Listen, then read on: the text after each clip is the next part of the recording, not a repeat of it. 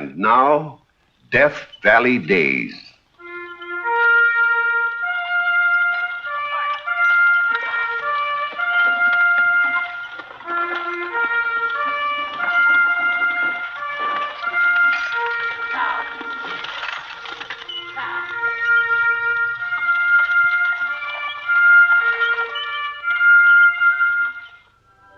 Howdy, folks.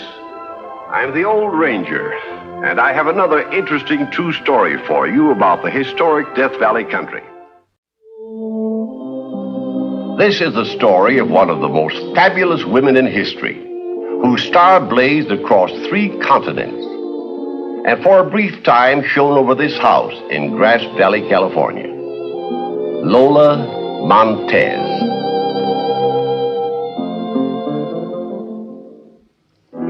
Lola Montez, of course, is my stage name. I was born in Limerick, Ireland in the year, why not admit it, I've always been indiscreet, the year 1818. My father was an Irish Army officer. My mother of Spanish descent. They christened me Maria Dolores Elisa Rosanna Gilbert, Lola for short. My early childhood was spent in India. Then, when I was 18, my mother joined me in England, where I had been sent to school. I was to make my debut. So she told me. Come in.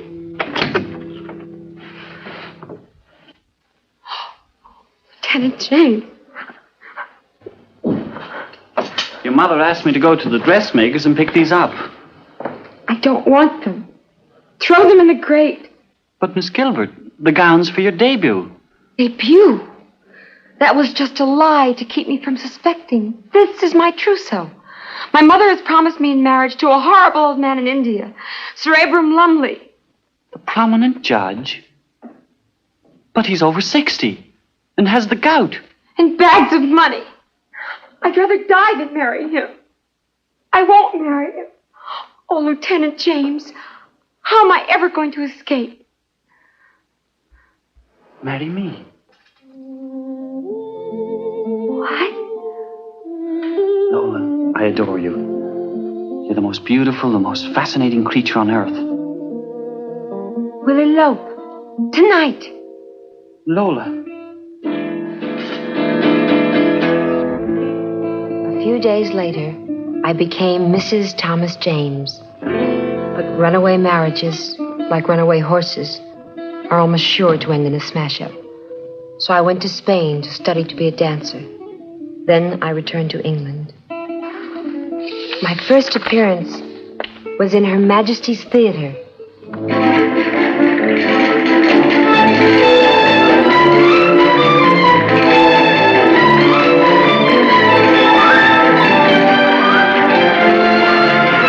By Jove, it's Betty James, an Irish girl.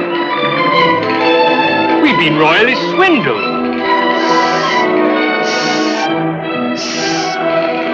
Swindled, by Jove. Swindled.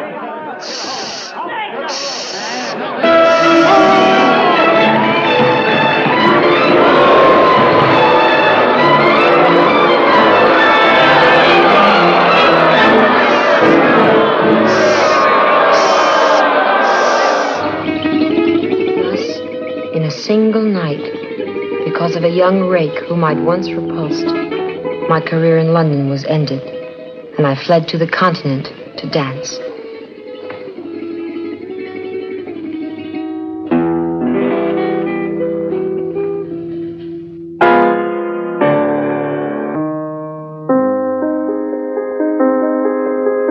It was in Dresden that I met Franz Liszt, then at the height of his fame. He came to my dressing room after the performance. You were glorious, Donna Lola. Such grace, such beauty, like a tigress. Beware, Senor Liszt. Tigers can be dangerous. If you knew what a relief to meet a woman of vitality after all the sentimental creatures that languish around me. You are the first man I've ever met with a soul. A soul which must remain free. Why do you tell me that? To warn you, to remind myself that there can be only one real love in my life. My music. Play for me, Senor Liszt. I play only when I choose. The queen of your native Spain once commanded me, and I refused. I ask you, as a gracious favor, play for me, Franz.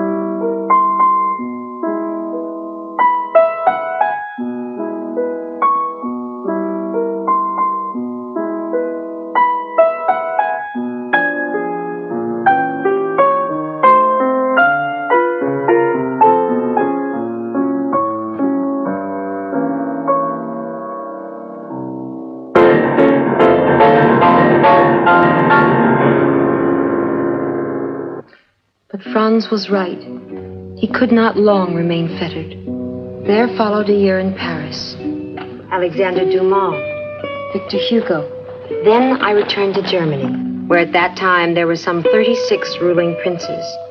I had made up my mind to land one, but what I landed was something much bigger. King Ludwig I of Bavaria saw me dance at the Munich Opera House, was bewitched.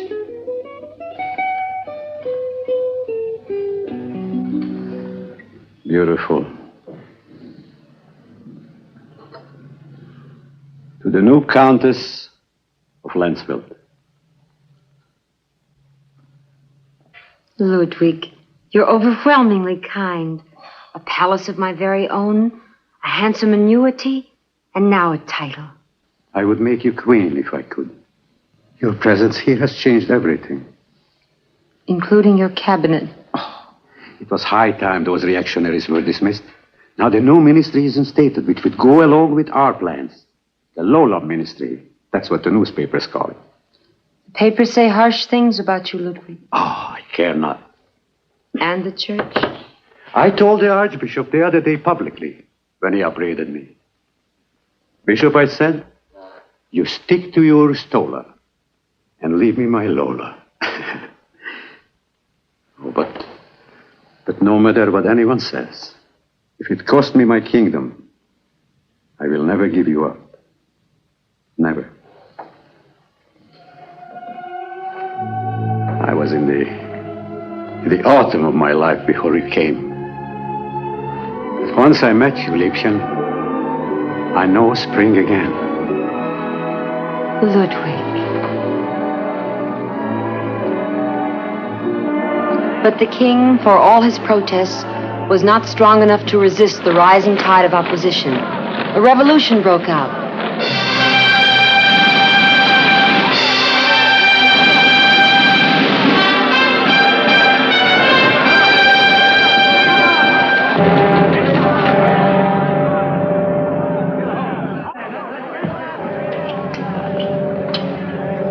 Countess. Count Richburg, may I offer you some champagne? I come from the king. Yes? He has just met with his cabinet and signed this decree. Defying the revolutionists? Ordering your banishment from Bavaria. I don't believe it.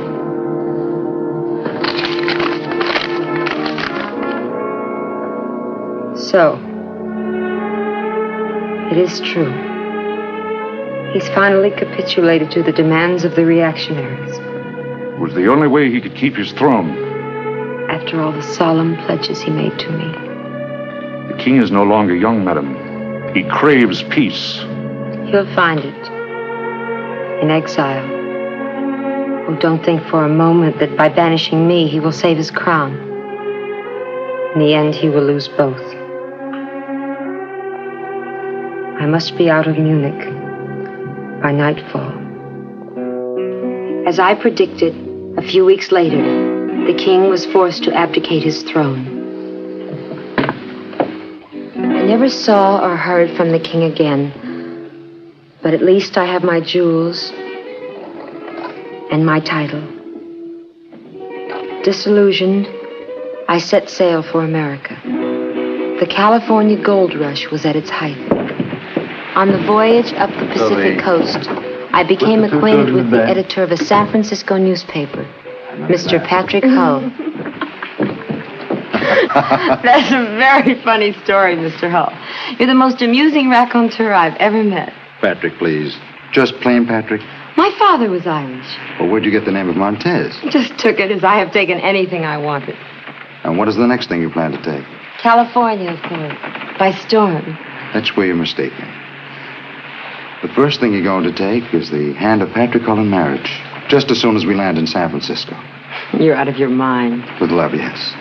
Why, I'm even jealous of the stars and the ocean when you turn your gaze on them. Lola, say you'll marry me. I do not bring men luck, Patrick. Well, I'm not asking for that. I'm asking just for you. To have you with me for the rest of my life. You could make me laugh with your amusing stories. Every day. Perhaps that's as good a reason as any for marriage. Yes, Patrick. I'll be happy to be your wife. Lola.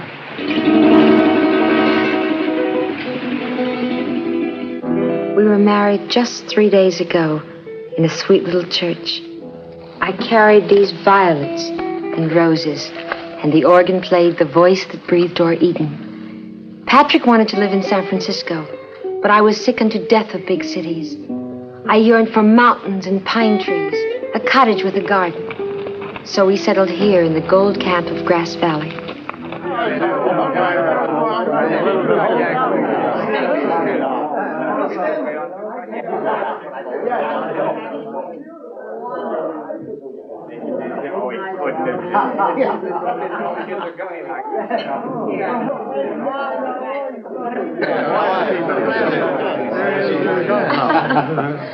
Baron, how nice of you to come. Madame, may I present Monsieur Jean Hugo, Mrs. Hull. How do you do? An honor. I have often heard my uncle speak of you as Lola Montez. You are a nephew of Victor Hugo? His favorite Hugo nephew. He was one of my dearest friends, back in my Paris days. But what are you doing here in Grass Valley? Digging gold like everyone else. How extraordinary. Not as astonishing as to find you here. I could scarcely believe it when the Baron told me. I am married now, you know, to an American.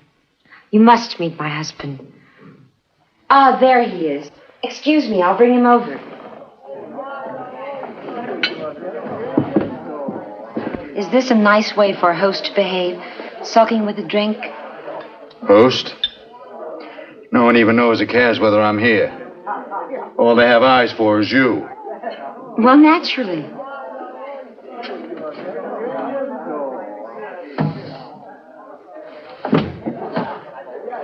Patrick, whom do you think I've just met? The nephew of my beloved Victor Hugo. So he trailed you here, too? Two? Yes, like this Baron von Adler. Don't be ridiculous, Patrick. I've never seen either of these men until we came to Grass Valley. It's quite a coincidence that they should both turn up from out of your past. Can I help it if the men in Grass Valley flock to our home? You might as well live in San Francisco. And I'm much better. At least I could run my business there. We've been over all that before, Patrick. But what have I got to keep me here? Nothing. Except your wife. I'm making a business trip tomorrow. You're coming with me. Tomorrow? I'm sorry, Patrick. I've made other plans. With whom? As your husband, I have a right to know. You take care of your affairs, Patrick. I'll take care of mine.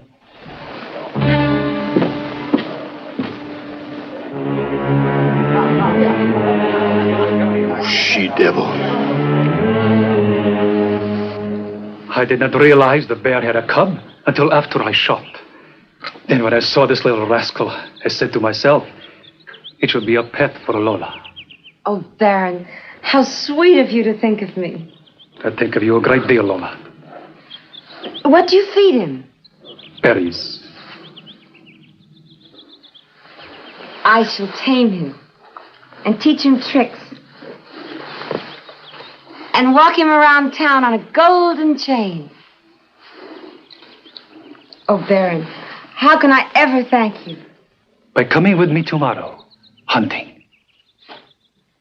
Tomorrow? It'll be fun. And Patrick will be away for a few days yet. I hate to disappoint you, my dear wife. Patrick, I didn't expect you home so soon. Obviously. I trust you had a pleasant trip. What is that? I think that is obvious too, my dear husband. The Baron gave it to me. I shall tame him. So, you've taken the four-footed game now. What's the matter? Tired of bringing men to heel? You've been drinking, Patrick. Take it out of here. I don't want it on the place. Ah, it is quite harmless. I don't want you here either.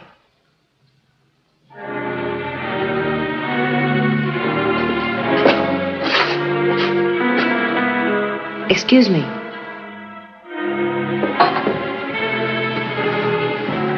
I resent your attitude, Patrick. The Baron happens to be my friend.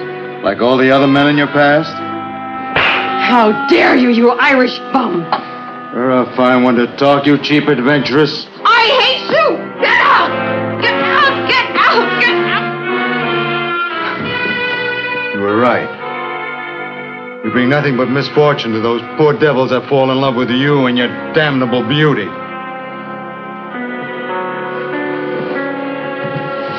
And don't come back! God have pity on you, Baron.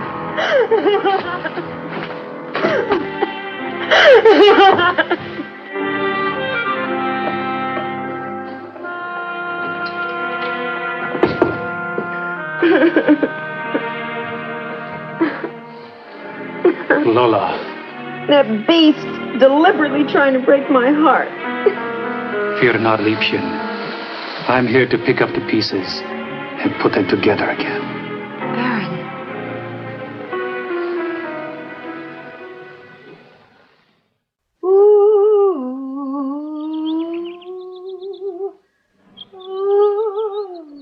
Hello. Jean. The minister should see you now, on your knees beside your roses. Yes, they are beautiful, aren't they? This pink one.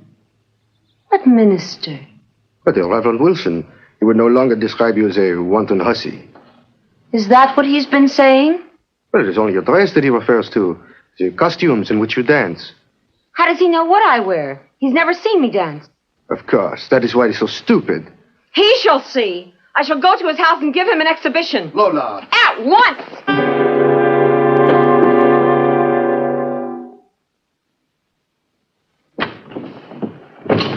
Reverend Wilson?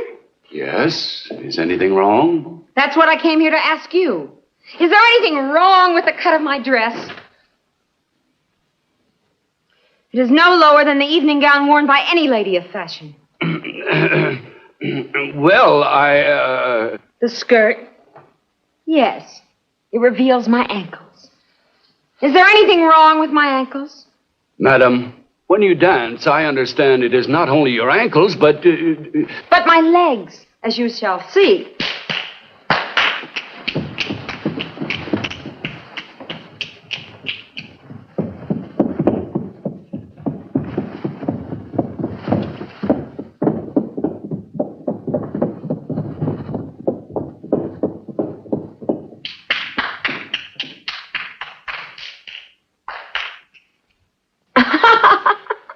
I did my famous spider dance for him, and I lifted my skirts higher and higher. Lola, there is something I... You should have seen the look on his face. It was ludicrous. Lola, please. You're not amused. The Baron will be. He'll roar with laughter when he hears the story. Lola, will you listen? I'm trying to tell you. Word came just a few moments ago. The Baron is dead. Dead?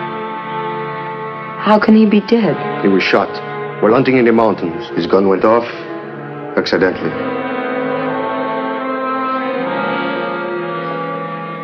No. It was not an accident. It was the price he paid for loving me. Lola. Jean, please. But you are alone. What will you do? I still have my career. I'll go back to the stage and dance. I'll start this very night.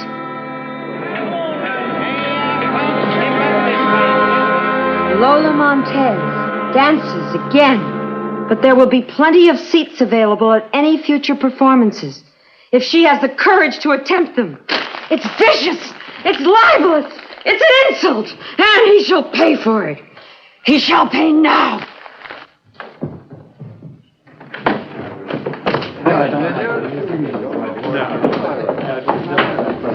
Mr. Shipley? Yes? You are the author of this attack on me. Well, that's not an attack, Miss Montez. That's a review. You think I'm not a great dancer? In my opinion, no. And what is your opinion worth? A miserable provincial backwoods editor. Formerly of New York. You have the temerity to criticize Lola Montez, who has appeared before the crowned heads in the capitals of Europe. I merely report what I see. Have you ever danced yourself? No. Very well. You shall dance now. Dance! Dance! Dance!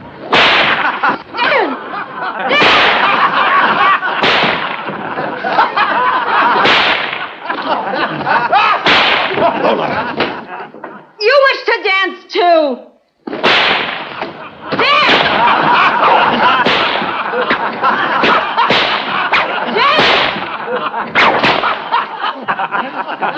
You laugh. You come to my house, drink my wine, and you laugh. Very well, you shall dance. You shall all dance. Dance! Dance! Dance! Dance! Dance! Dance! Dance! My curse is upon you! Dance! Dance! Now, in truth, I have nothing. Nobody. I cannot stay here in Grass Valley or in California any longer. But where can I go? To whom can I turn? In God's name, to whom?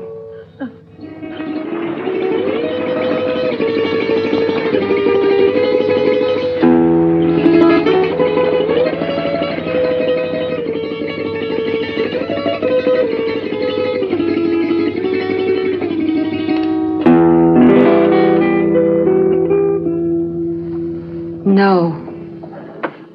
Why not? What have I to live for? Others. There's no one who cares. That's what I thought.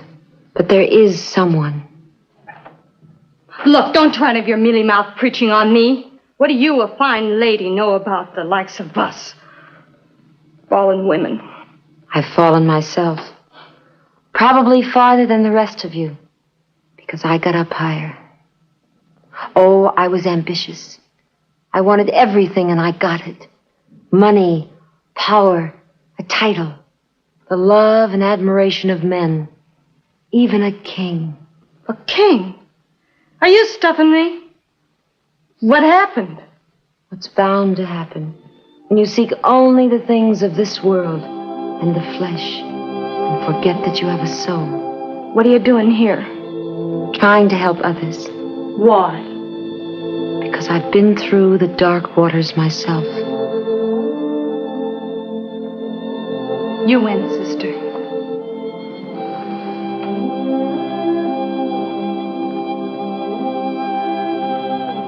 The last years of her life, Lola spent working in the Magdalene Rescue Mission for outcast women. And she left what little remained of her fortune to it when she died. In Greenwood Cemetery, Brooklyn, is this obscure headstone which reads simply, Mrs. Eliza Gilbert. There rests in peace the woman who knew the heights and the depths, the incomparable Lola Montez.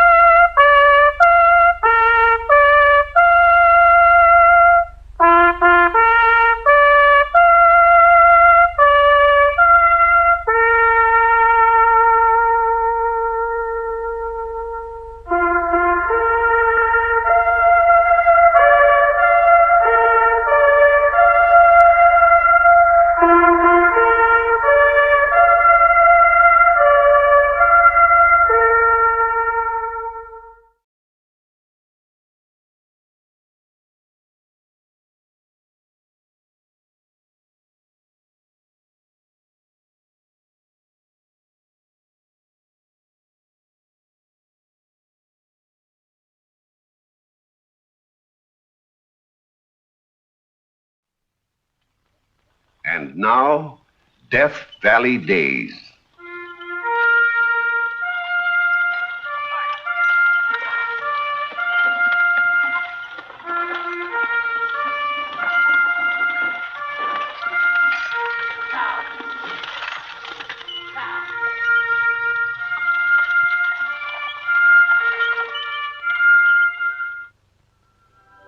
Howdy, folks. I'm the Old Ranger, and I have another interesting true story for you about the historic Death Valley country. This is the story of a little red-haired wisp of a girl, Lotta Crabtree. San Francisco in the year 1853. The brigantine Rainbow has just arrived from New York. Your husband asked me to meet you and your daughter, Mrs. Crabtree, and to instruct you to join him in Grass Valley. Grass Valley? Yes, that's a camp, a few days' journey from here, up in the High Sierra. Just like Crabtree. He finally sends for us after a whole year. And then when we get here, he's off chasing rainbows. It'd serve him right if I turned around and went back home. You poor old horsey. You're all hot. You'd like a nice drink of water, wouldn't you? The Grass Valley stage leaves us 4 this afternoon. That was Edwin Booth. The actor? Yes. Well, what's he doing out here? Oh, San Francisco's full of actors. Everything from minstrels to Shakespeare. Oh, really? I've never seen a town so show crazy. Miners come down from the mountains with their pockets full of gold. They'll pay any price to see a good show. Lotta? Lotta? Come along, Lotta. Mama, he's tired. I'm a little tired myself. Look at the big load he has to pull. I wish he was mine. Will you please come on? Mr. Purcell is waiting for us. We've got to be on our way. Where to? Grass Valley. Is that where Papa's digging for gold? We hope. Bye, horsey.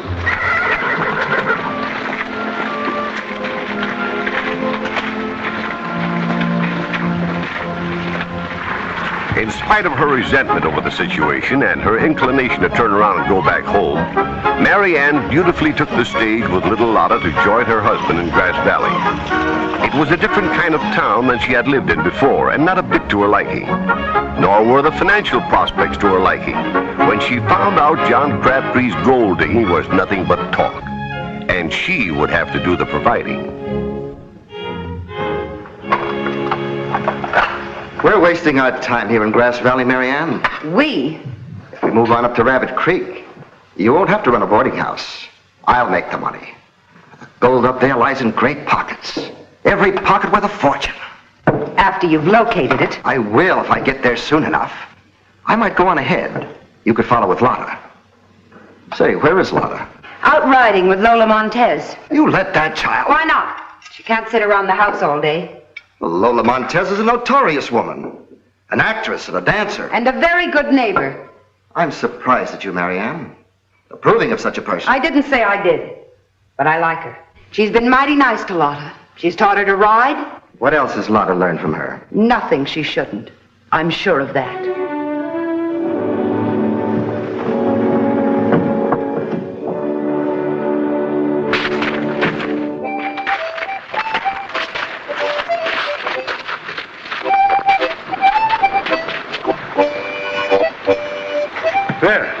No, your pony is as good as ever. Thank you. What do we owe you? Be glad to do it for the little girl. Dance for him, Lotta. The Spanish dance I taught you. Clear the table. You, Spanish music, please.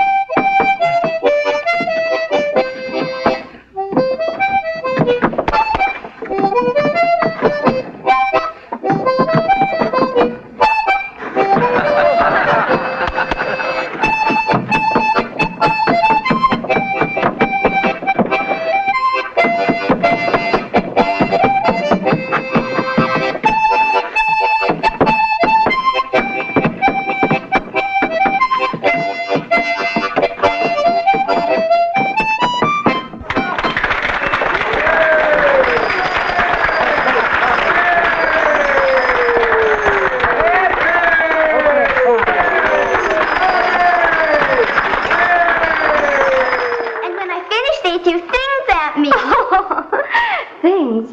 That was money, child. Gold, silver. Lotta's a natural born dancer. Never have I seen a child learn so quickly. I've gone through the steps but once, and she knows them. You've been teaching her? Even complicated routines. She picks up in no time at all. Who gave you permission, Miss Montez? I hope you will. Let me take her back to Paris with me, where she can have professional training for the stage. Daughter of mine? Oh, could I, Papa, please? Never. No. Perhaps they'll change their minds when we show them what you can do. We're leaving Grass Valley at once for Rabbit Creek. It's a rich new strike up there. I don't want to go. I want to stay here with Lola. We'll see one another again sometime. No, we won't, Lola. Never, ever. I love you, Lola. I don't want to say goodbye. Suppose we go out and unsaddle your pony.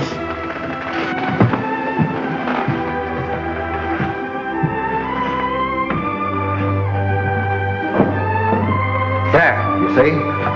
That's what comes of letting her associate with an actress. She must have made a pretty picture on that table. I wish I'd have been there. I'd have put a stop to it. Yes, you would. Well, wouldn't you? No. No, if I'd been there, I'd have picked up the money.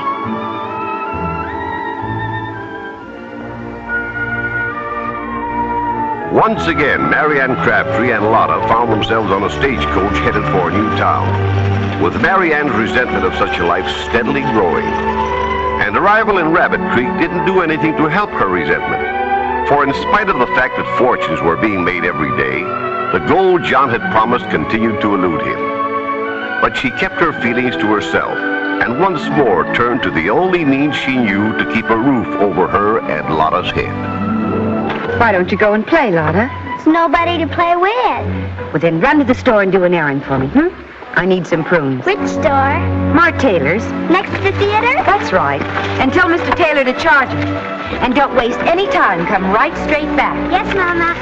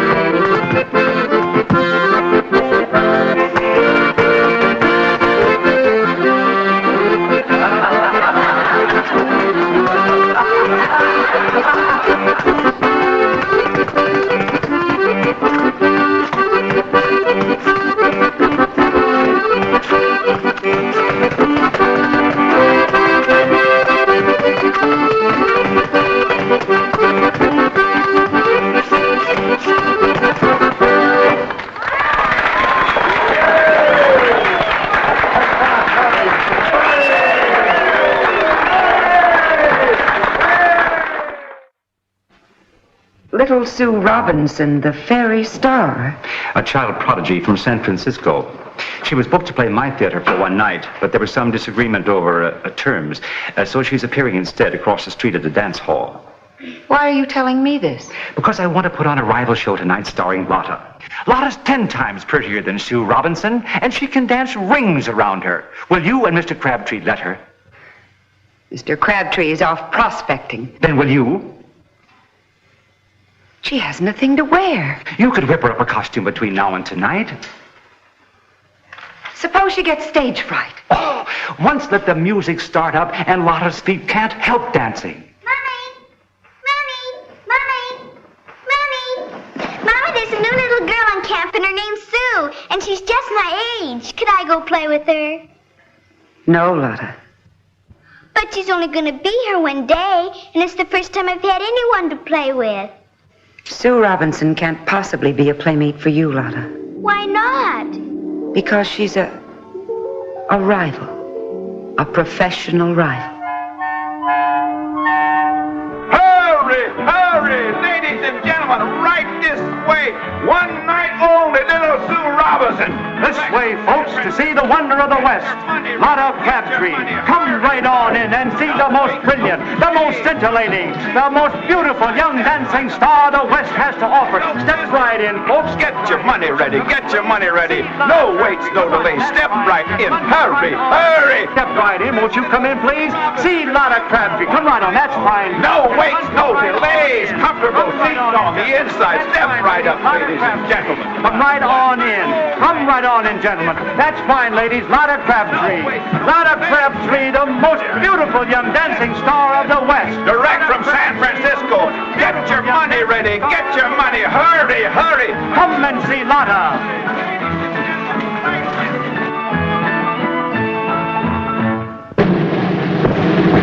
And now for the feature of the evening, Miss Lotta Crabtree, juvenile star, who has chosen the camp of Rabbit Creek for her premiere performance in the Golden State of California. Now remember, do it just the way Mr. Taylor told you to. I'm scared, Mama. Oh, there's nothing to be scared of. Those folks out there are just neighbors. Now smile. That's it.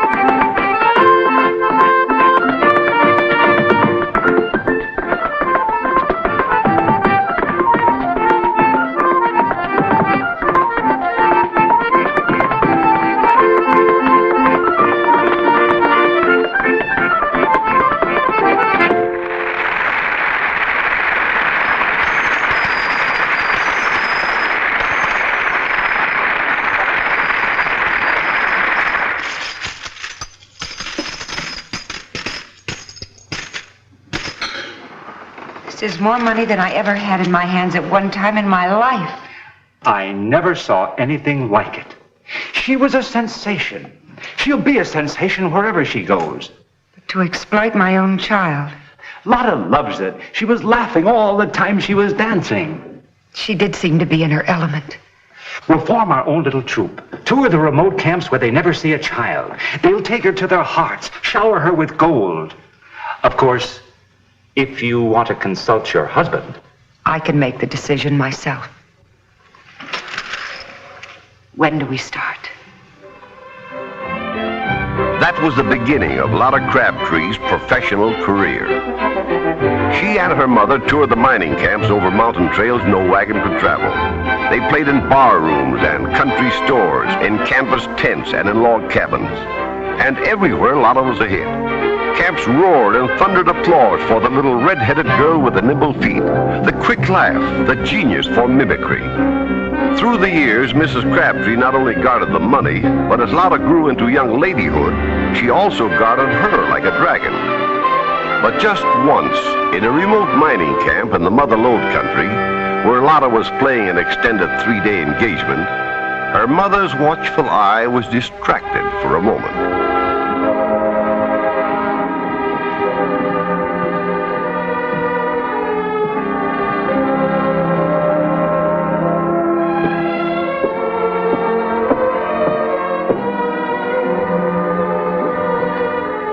You're Lotta Crabtree, aren't you? Yes. Miss Lotta, the unapproachable. Why do you say that? That's what they call you. Oh, they do? I've seen your show every night. You're wonderful. Well, thank you. Did you like the cakewalk number? I like the ballads best of all. When you sang those, you didn't seem like an actress. You were just yourself. A girl a man could ask to go driving with him. Driving? I've got a horse and buggy. I don't suppose that seems like very much to a famous person like you. I've never been buggy riding with a boy in my life. Would you like to? I'd love it. Lotta! When? Tomorrow morning, we're at the hotel. Lotta! I'll call for you in the morning at 10. My very first beau. Who's that young man you were talking to, Lotta? I don't know his name, but he has a horse and buggy, and he's asked me to go driving with him. Such insolence. You refused, of course. But no, I accepted. You'll do nothing of the kind. Come back into the theater with me.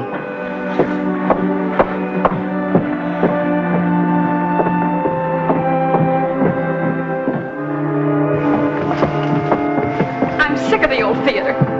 Lotta, I'm sick and tired of always being on the move. Never seeing anybody except across the footlights. When you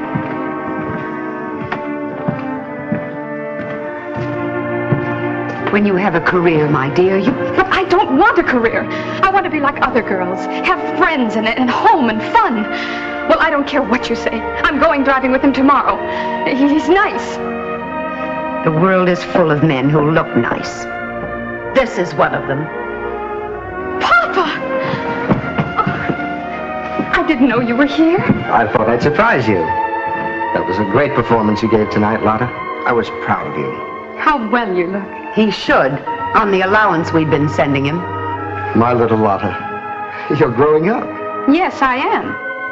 And I've met a boy who wants to take me driving tomorrow, and I told him I will. You won't be here tomorrow. We're leaving tonight. Tonight? For where? For San Francisco. And from there for New York. New York? Out here, everyone thinks of you as Lotta the Mimic, Lotta the Minstrel, Lotta who dances jigs and reels and breakdowns, little Lotta. Well, I won't be satisfied until you're the great Lotta.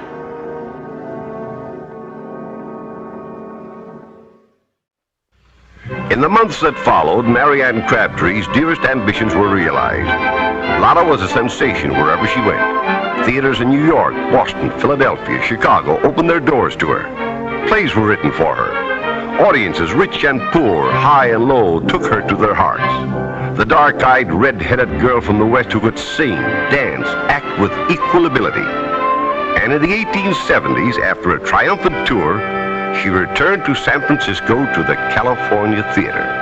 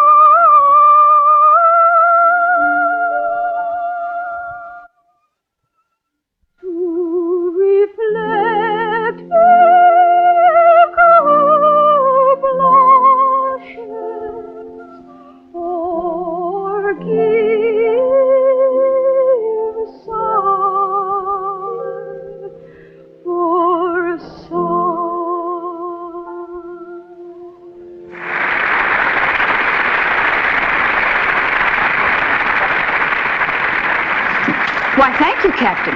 You are getting bolder.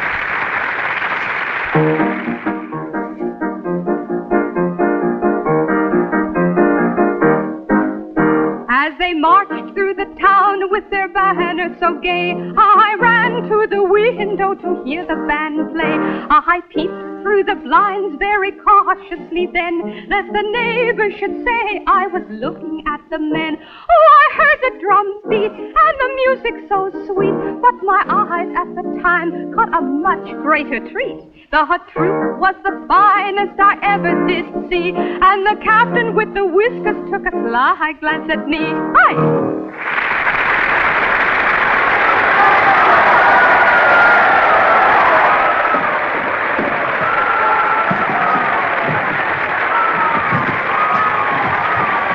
Miss Lotta, I'm from the San Francisco Chronicle. The boy with the horse and buggy. You remembered. Oh, I wanted so to send you word, but I didn't even know your name. I understood. You're even more wonderful than ever. Suppose you're used to hearing that. Every man who's ever seen you has fallen in love with you. But not one of them has ever taken me buggy riding. No. And no one has ever kissed me.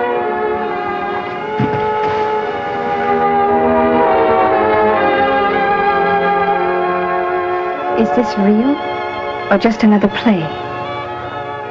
Lotta the actress and Lotta the woman. 2 parts, 2 lives. Which one is you? Lotta! Lotta! On stage quickly! The mayor! The mayor!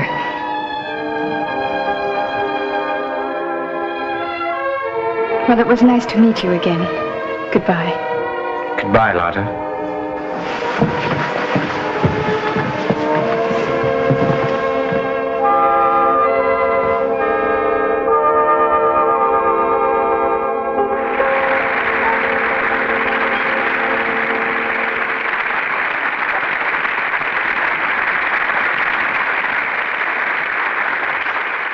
As mayor of San Francisco, I take pleasure in presenting to you, Miss Lotta, a slight token of the esteem in which this city holds you.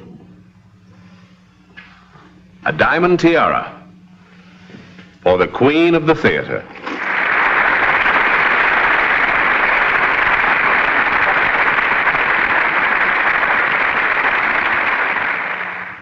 And a bag full of double eagles. You're all so kind to me, and I should like to do something in return. I remember the day I landed here in San Francisco and made my very first friend, a tired old dray horse. In his memory, I'm giving to the city of San Francisco a bronze drinking fountain to be placed in the very heart of the city, where anyone, man or beast, who is thirsty can stop to rest and drink.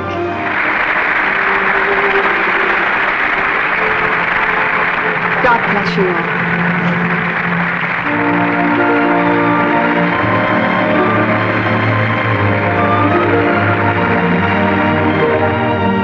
Lotta's Fountain, as it is called, still stands today at a busy intersection in downtown San Francisco.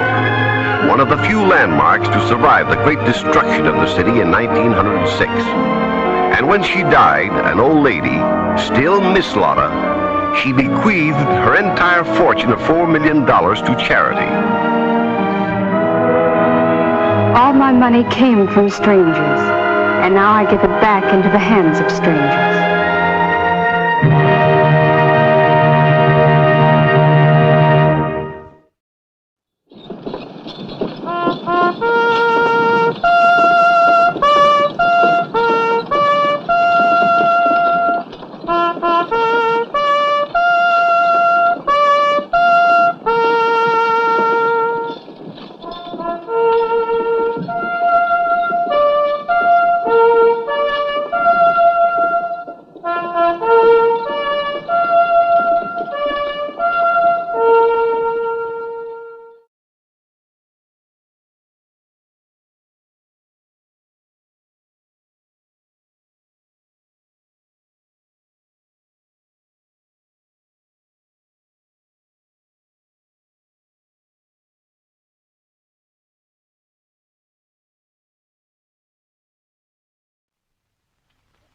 And now, Death Valley Days.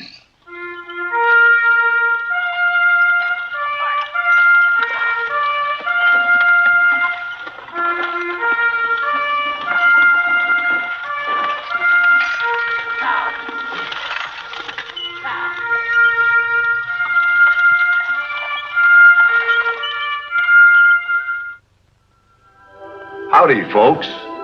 I'm the Old Ranger, and I have another interesting true story for you about the historic Death Valley country. This is one of those fabulous stories that could only have happened in pioneer days with the opening up of new country. It is the year 1865. Washington Territory is still largely a wilderness. Its settlements along Puget Sound populated by young men who have answered the call to the Northwest. What is needed now is women. Women with good background and education to become wives to these men, to help establish homes and families, bring a civilizing influence into the territory. Where to find them? The answer was provided by Mercer Girl. So called because it was Mr. Asa Mercer who had the idea of coming east and recruiting a shipload of brides from New England, New York, Philadelphia, Baltimore. The meeting begins at 8. We'd better get there early if we want good seats. We? Annie Stevens, wild horses wouldn't drag me there. Why not? Well, you think I'd put myself up in a matrimonial block? You know you'd like to get married, Lizzie. But not to a lot of strangers.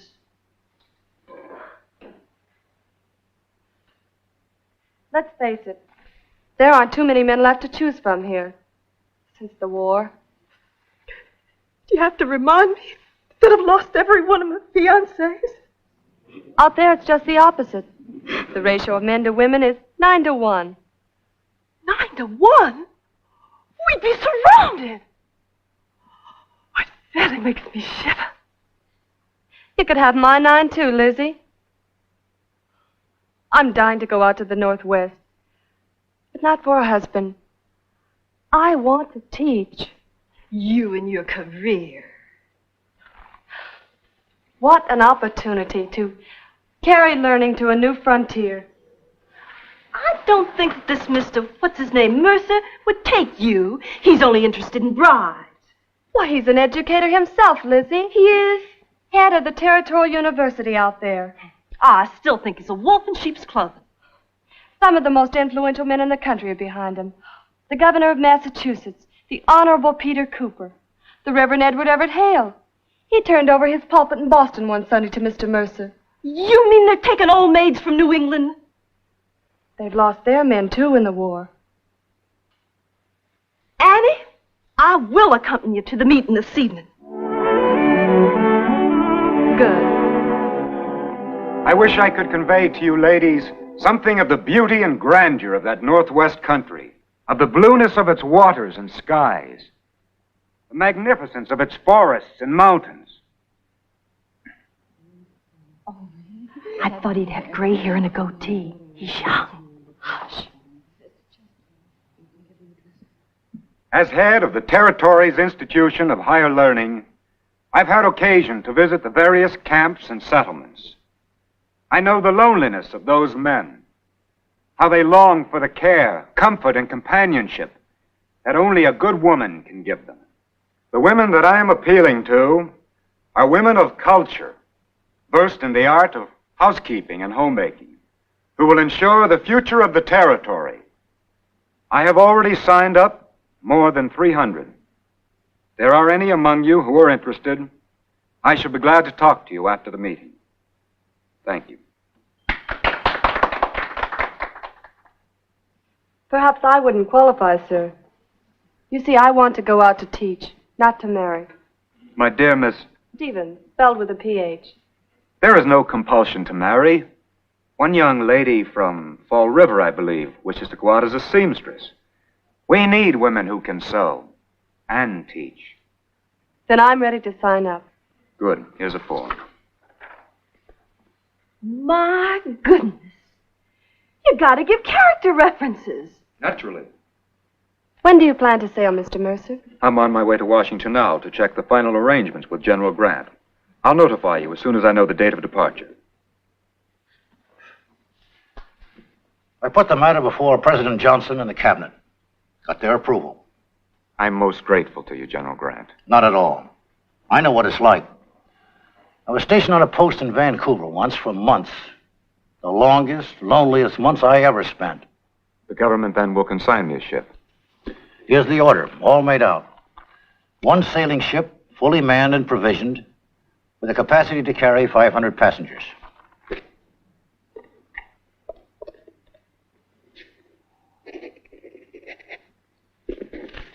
Take this around to the Quartermaster General's office, and he'll put it through for you.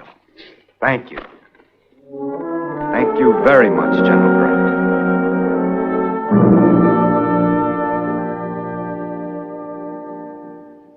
Impossible. Impossible? But it's been signed by General Ulysses Grant, sir. I don't care who signed it. I won't honor it. But, sir, the government can't consign you a ship under any circumstances, Mr. Mercer. Next.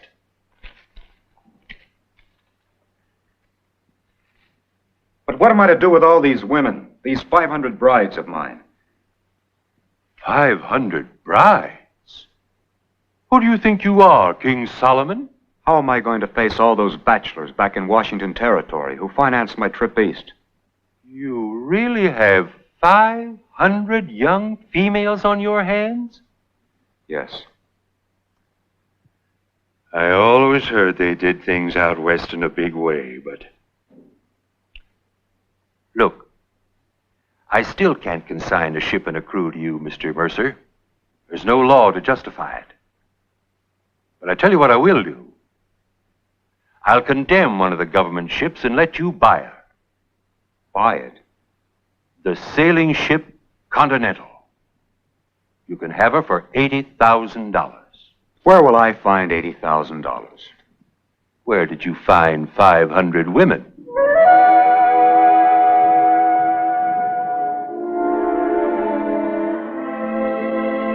He appears to have run into a little difficulty in Washington. Maybe he couldn't furnish character references. Lizzie, how can you say such a thing? After meeting the man, talking with him, he says this is only a temporary postponement. He's gone to New York to make some new contacts.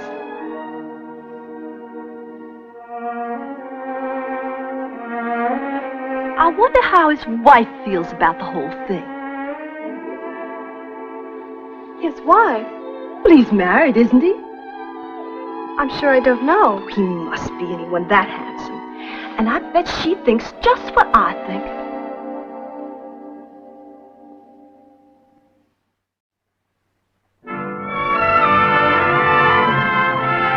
And so I've come to you, Mr. Holliday, because, well, frankly, I need an angel. With 500 on your hands already? What you mean is you need some money. $80,000. And what makes you think that I'd be likely to come up with it?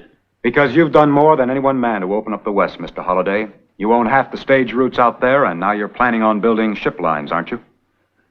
For a college professor, you're not so dumb.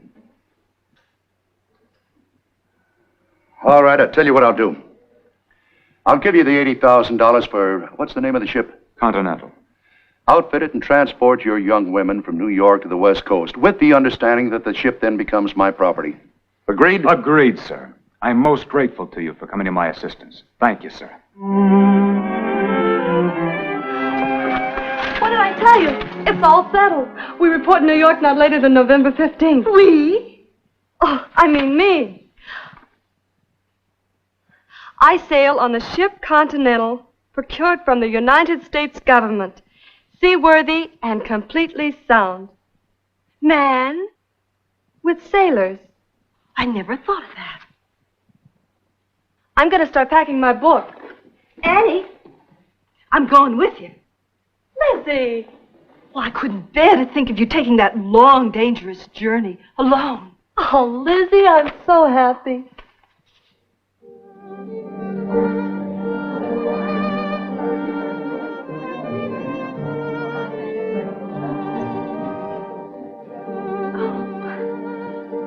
Good afternoon. I'm Todd of the Times. A newspaper reporter. You're, both Mercer girls?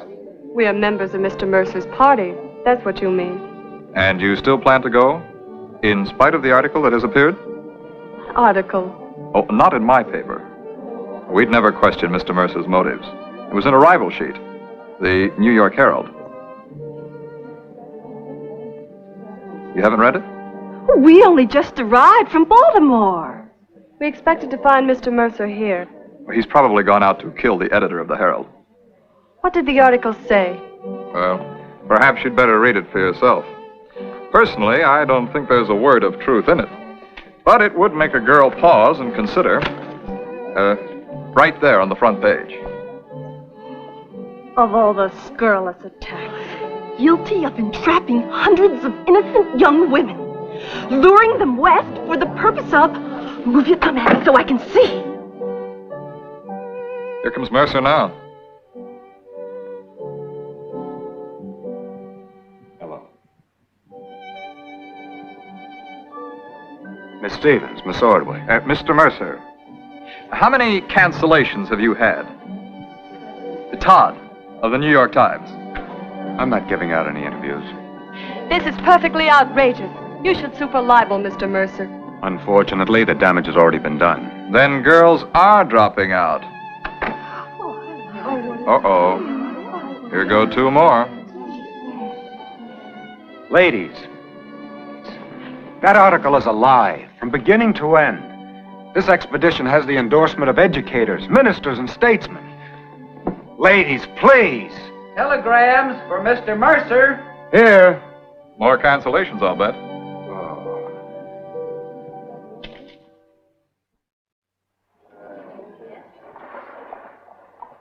All ashore.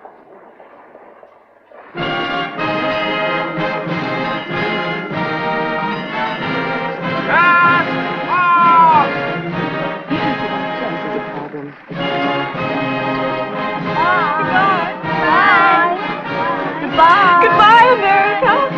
For goodness sake, where do you think Washington Territory is? The other side of the world.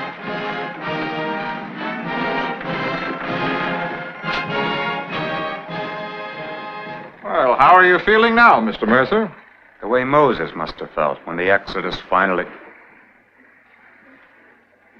Todd, of the Times. What are you doing here? Came along to cover the story. Who gave you permission?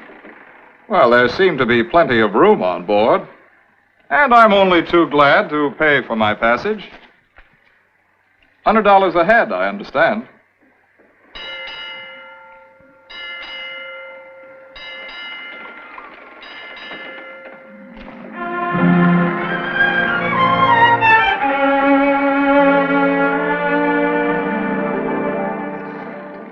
Now that you young ladies have your sea legs, limbs, I should like to arrange a daily schedule for the voyage. Each morning, I recommend a brisk constitutional around the deck.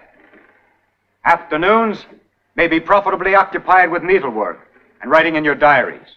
In the evenings, I shall give a series of lectures on the Northwest. Today is the 24th of January. We should reach Seattle by the end of April. Deo Valenti. What does that mean, Mr. Mercer? It means, God willing.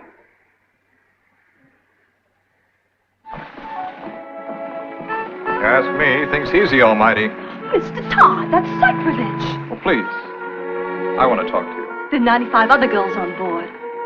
But you're the only one I care about. Why do you think I came along on this female exodus? To write the story for your paper. Because I saw you. Mr. Todd. You're not going to throw yourself away on some backwoodsman in the wilderness? You better not let Mr. Mercer hear you talk like that. Mercer, the first port this ship puts in, you and I are going ashore and get married. You mean alone? Oh, Toddy, you wicked man.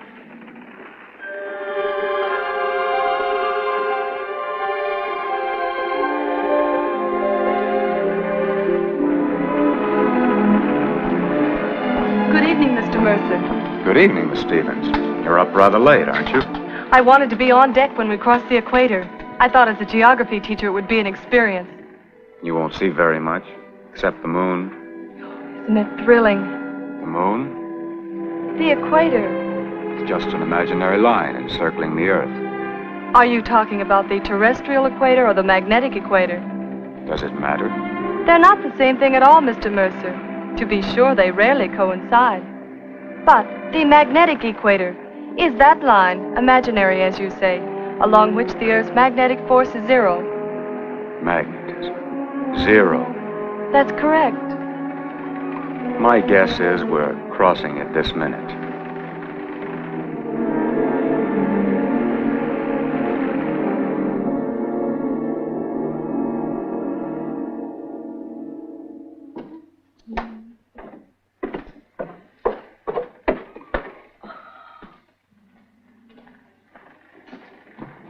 Sailor suits are so cute.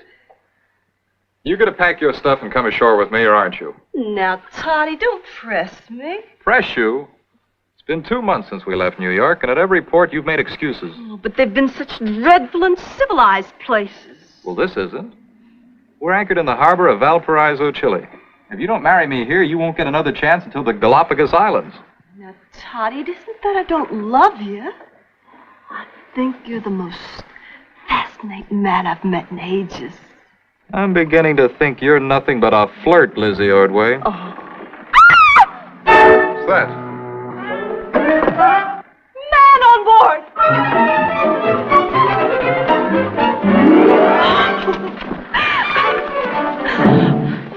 He nearly landed in my lap. Allow me to introduce myself. Don Federico Victorino Bilbao of Valleplacio. I came as ambassador for the caballeros of our city. Word reached our ears of a shipload of American senoritas in the harbor.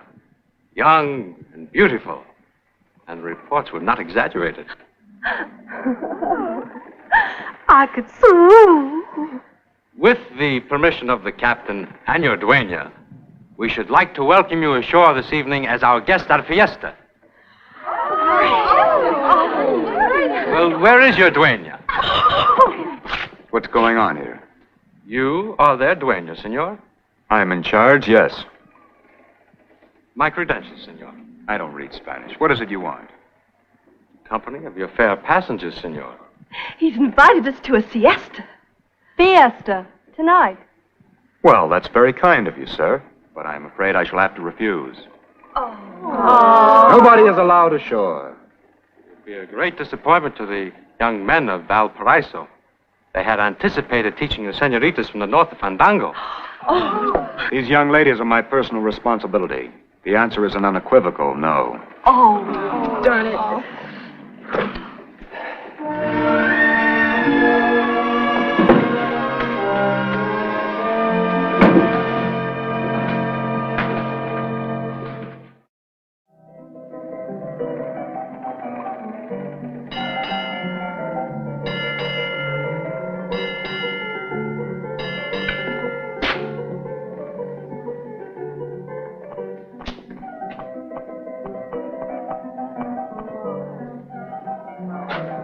That infernal music.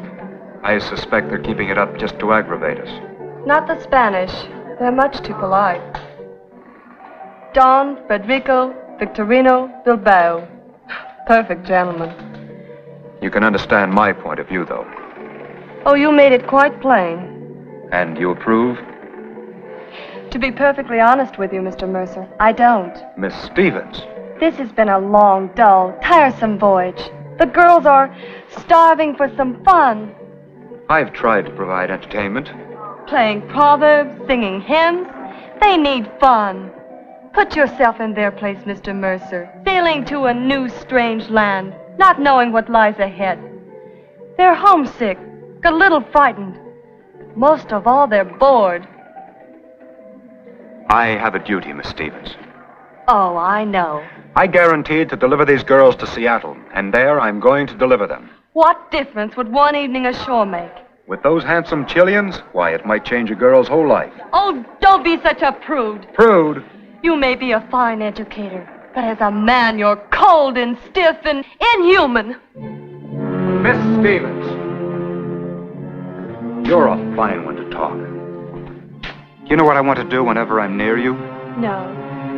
I want to shake you. You're the prettiest girl aboard. You've got everything to attract the man. And what does your conversation consist of? Terrestrial and magnetic equator. Syntax in Plato's Republic. I beg your pardon. I must have forgotten myself. I think you did. Good night, Miss Stevens.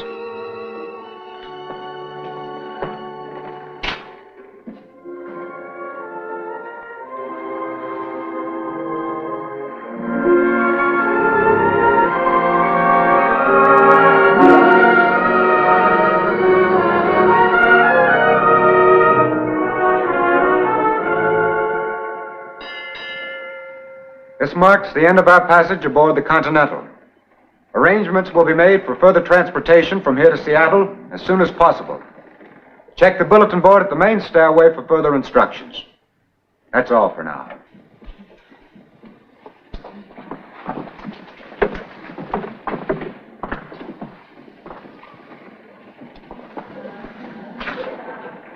Here's your last chance, Lizzie.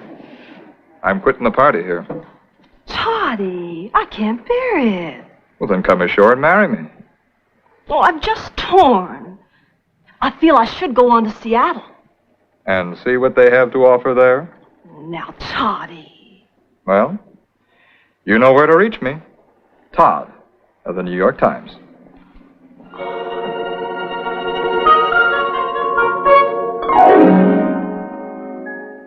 If you prefer to remain in San Francisco, Miss Stevens, you are at perfect liberty to do so. Not go on to Seattle? You still plan to teach? Of course. Well, I think it only fair to point out that the opportunities are far more lucrative and more numerous in San Francisco than in Washington Territory. But I'm being dismissed. Well, so long, Mr. Mercer. Thanks for the boat ride. Hope to see you in New York on your next safari. Well, it's true, isn't it, that this is only the first of many that you contemplate? Mr. Todd, when I deliver this shipload of young women to Seattle, God willing, I am through with women for the rest of my life.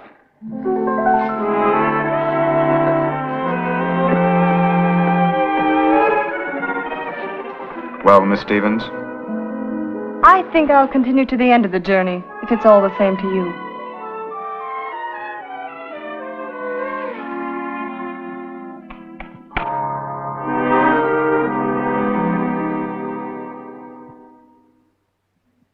It has taken me over a year to accomplish my mission. I have bankrupted myself in the process. But I have done what I promised I would do. I have brought you a shipload of young women.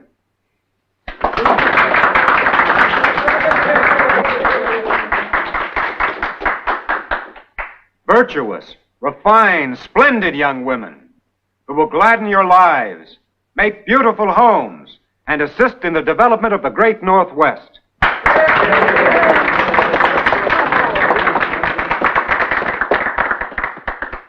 This gathering tonight is to give you all a chance to get acquainted. Formal introductions are not necessary. So, without further ado, on with the dance.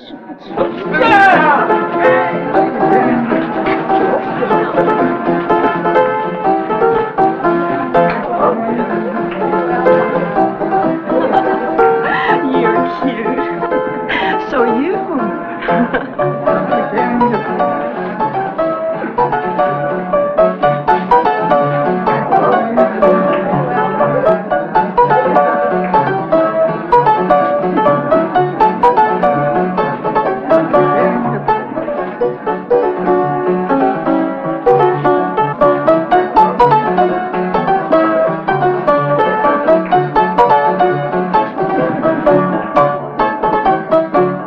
The first wedding took place within a week. By the end of 6 months, all the girls were married except one.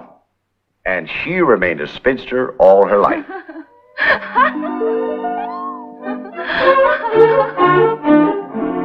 The Mercer girls, without exception, proved to be a wonderful influence in the Northwest. Families in Washington and Oregon today take pride in being descended from them. What about Asa Mercer himself?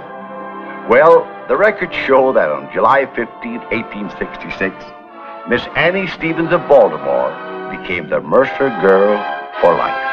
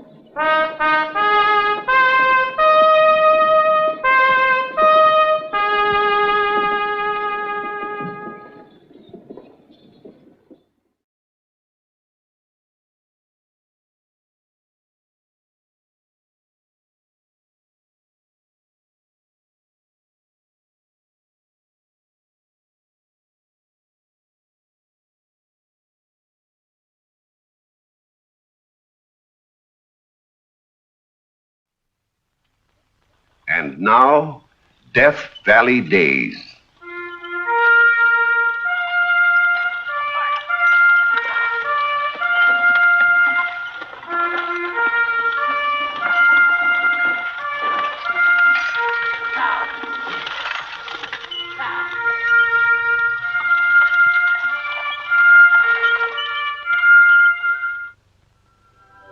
Howdy, folks. I'm the Old Ranger, and I have another interesting true story for you about the historic Death Valley country. The turn of the century saw the last of the great American gold strike. But for everyone who struck it rich, there were thousands who drifted along with the crowd. Some, like Billy Benson, lived on hope and handouts. And some, like Desert Annie, had a gift that earned her a stake anywhere. For Desert Annie was the best cook in all that land, from the Yukon to Tonopah. Many a man would have liked to marry Annie, but her stubborn heart was set on one. I call this story Man on the Run. It was long about 1905 that Billy Benson found a job entirely to his liking, sitting on a fraction claim in Goldfield, Nevada. Or maybe sitting isn't exactly the word.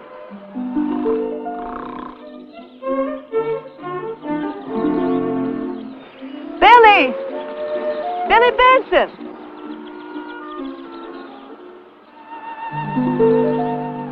Come on down here and give me a helping hand. Dang women. Ain't no place safe from them. Oh.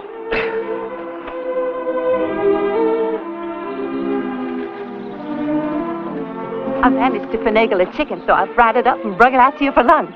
Well, now, that was mighty nice of you, Desert Annie. Billy! Oh, excuse me.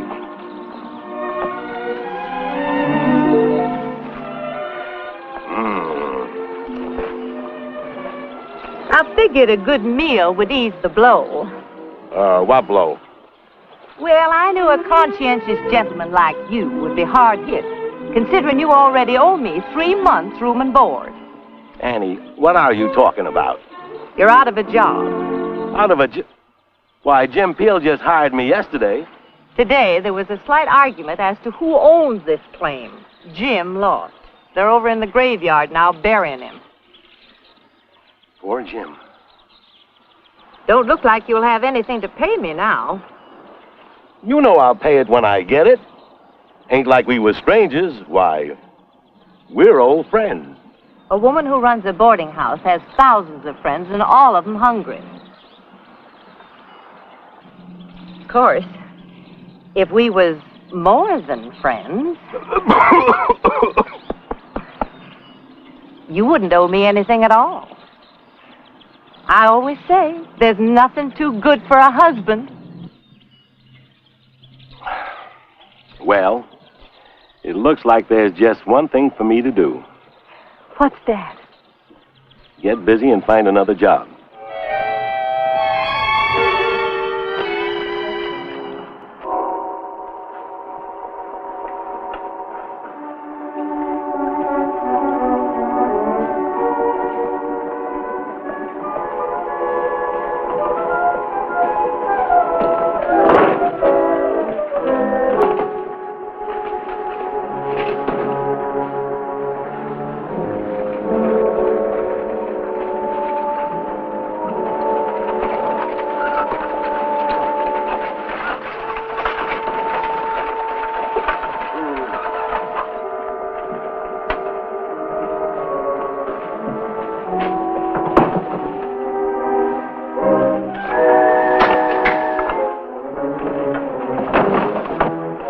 Tim Warner?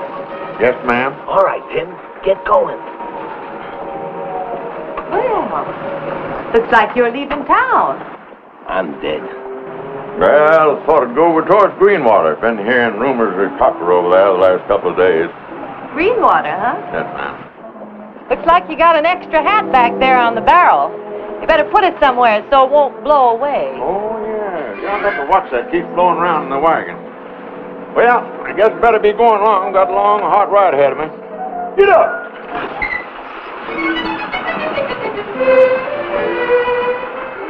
Greenwater, huh?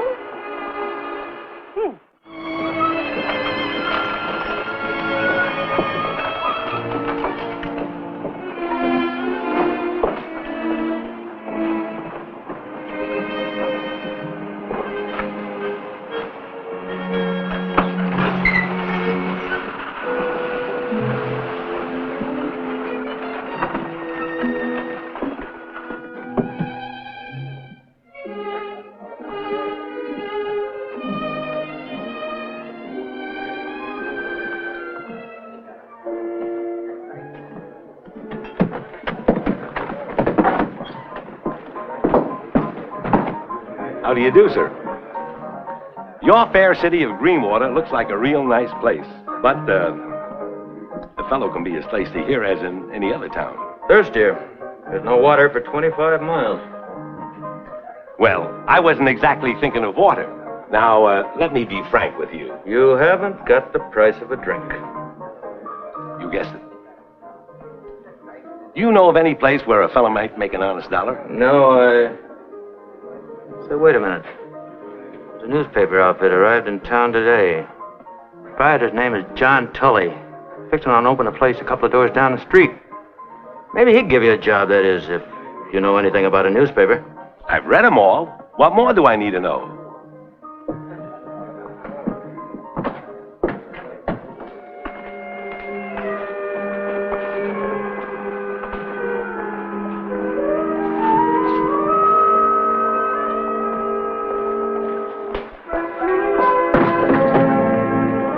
How do you do, sir?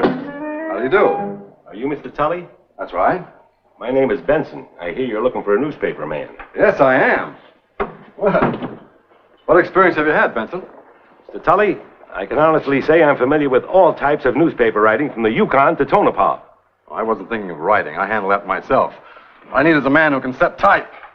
Lost my compositor on the trip over. He got kicked by a mule. Have you had any experience setting type? Yes, sir, I have. One time when I was associated with the Esmeralda News, the typesetting fellow went out to stake a claim and set up a camp in a nest of rattlesnakes. I pinch hit it on the type till they got another man. Well, that's more experience than anyone else in this town has had, so I guess I'll have to settle for it.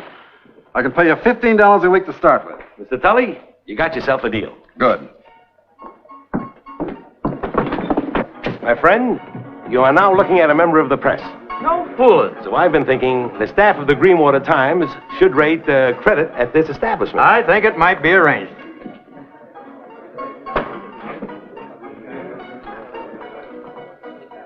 I think I'm going to like this town. Set 'em up for everybody, Tom. I've made a strike. Got copper by the bushel. Now I know I'm going to like this town. Benson! Tommy! What in blazes is taking you so long? Here it is, all finished. The slowest compositor in 88 counties. Great suffering catfish. Look at that headline. What's the matter with it? Body of water found with bullet in head. What's it supposed to be? Waiter, of course. Body of waiter. Oh, I guess I made a mistake. Body of water. I don't know why I bothered to put out a paper. By the time you get through with the news, there isn't a paragraph in it that makes sense. Well, maybe I could do better if I wasn't so weak. Weak? What are you weak from? Hunger. I'm getting so dizzy I can hardly read the type.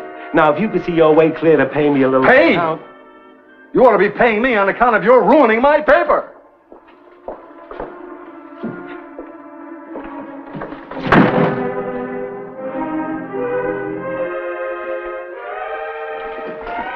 Howdy, Billy. Hi, Tim. Say, you don't look so good. I ain't good. What's the matter? I'm starving to death. Yeah, well, I got good news for you. From now on, you'll be eating like a king. How do you figure that? Friend of yours in town. Oh, no. Desert Annie has moved to Greenwater, set up a boarding house, and from now on, you'll never know another hungry day. That's what you think. What do you mean to tell me you'd turn your back on flapjacks for breakfast and beefsteak pie? When there's a ball and chain attached, brother, you said it. Billy Benson just ain't that hungry.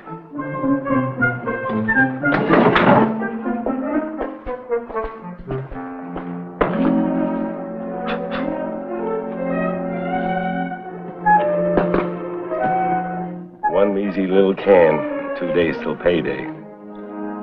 Billy, my boy, you've hit bottom this time. Is it too late to put an advertisement in the paper? Annie! Don't act so surprised. You knew I was in town. What on earth are you doing with that can of sardines? Well, I'm opening it for the cat. What else would I be doing with it? Well, does the cat eat bread, too? It may seem strange to you, but she just happens to like it, dipped in sardine juice. Well, what are you waiting for? Why don't you feed her?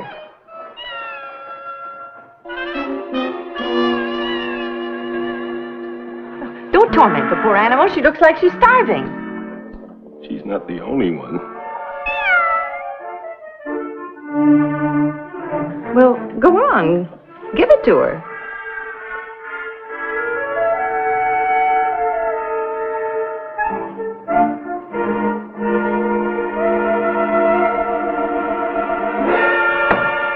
Well, Billy, what's the matter? You look like you're going to fall flat on your face. Why, I bet you haven't had a decent meal in a week. When a man like me gets too busy, he can't be bothered thinking about food. Well, and he shouldn't have to. That's what a woman's for, to take care of him. Now, I have room for just one more in my boarding house. I was going to put an ad in the paper, but now I see my duty plain. Billy Benson, I'm taking you home with me. Oh, no, you don't, Annie. Not with the money I owe you. I can't afford the dough anymore. I can't. Well, you don't have to worry about it. After you've eaten 2 or 3 platefuls of roast beef and potatoes and washed it down with all the coffee you can drink, you can top it off with hot apple pie.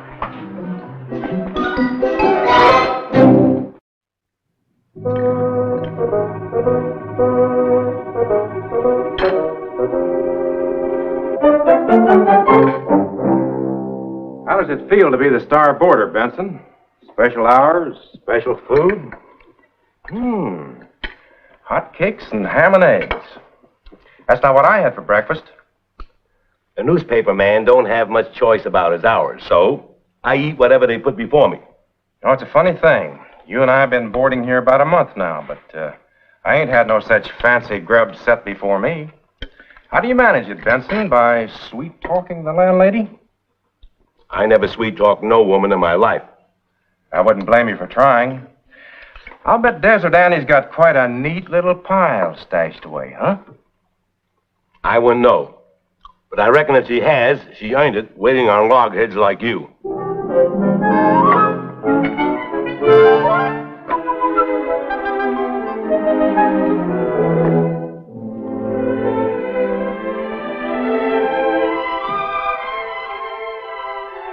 Billy, come in here a minute. I want to talk to you. I'm in a big hurry, Annie. Well, land sakes, you can come in a minute.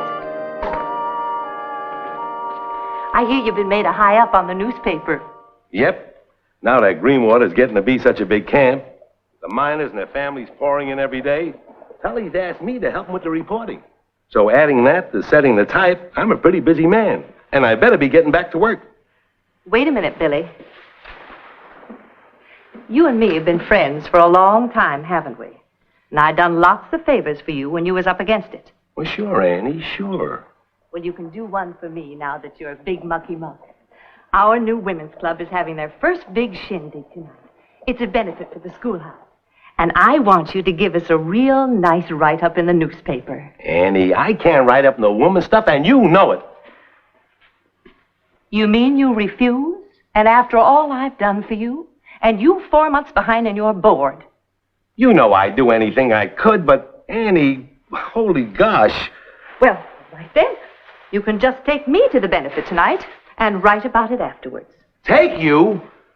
Well, you wouldn't want me to go alone, would you? And have all them married women lording it over me with their men? But, Annie, I never meant to... Oh, Billy, I'll be a real credit to you. Look at this.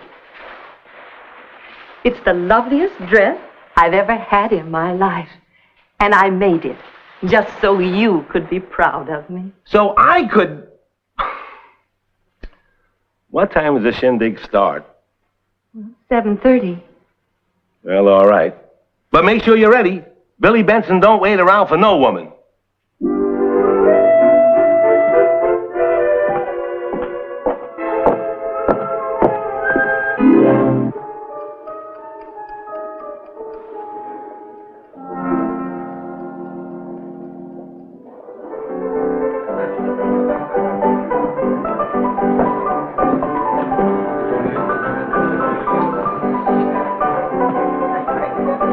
me a quick one, Tom, and put a lot of courage in it.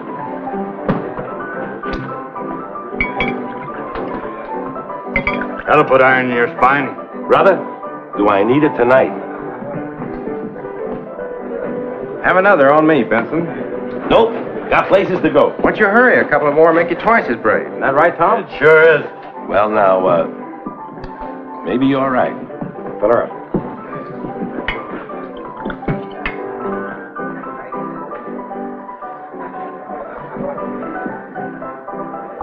My friends, you've got me in a good mood. Tonight I'll buy all the courage you can drink. Fill her up again, Tom.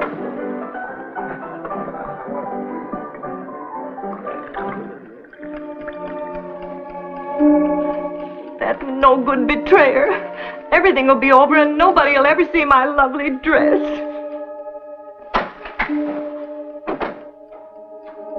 Why, Duke Heisler, what are you doing here? I come to take you to the benefit, Miss Annie. That is, if you do me the honor. Something's happened to Billy. Got himself stewed to the gills. So that's it. He's been tanking up all evening and bragging about how he was standing you up. What? Made my blood boil till I was fair ready to wallop him. But I figured it'd be more to the point if I came to the rescue of the lady in distress. Well, Annie Parker ain't in no distress over no man, least of all Billy Benson.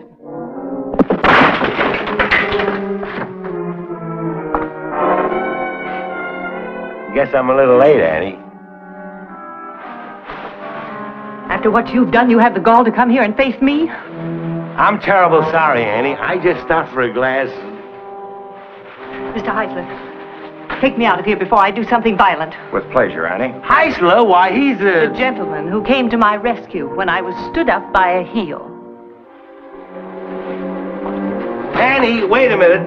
Don't be mad, Annie. I'll make it up to you. That's the worst thing I've ever done in all my life. It's an outrageous insult. The man should be horsewhipped. Horsewhipping's too good for him. They should be hung. Tally. Yes. Did you write this piece about the Women's Club benefit? I did not. It was put in without my knowledge or consent.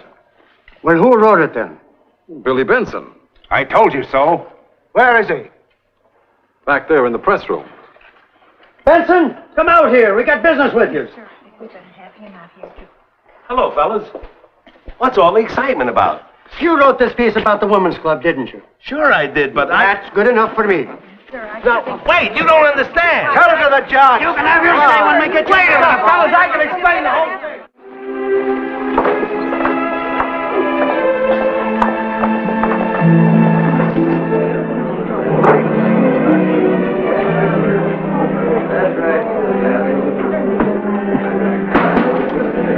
Order in the court.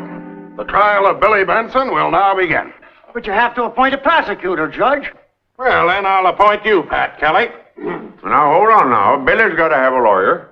I'll defend myself. I demand to know what crime I'm accused of. Benson, you're accused of writing and printing in the paper a piece that is damaging to the good character of the women of Greenwater. I never did any such thing. I'm not guilty. Now I know I'm not guilty. Order! Looks like it's time for you to start prosecuting, Pat. Charlie, come up here. I'll be reading you to read the evidence.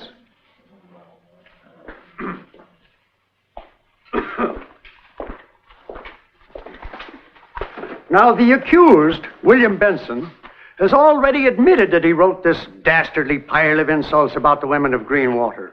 I never wrote any insults about any woman. We'll let the judge decide that. Sit down, Billy. Kelly, read the notice aloud.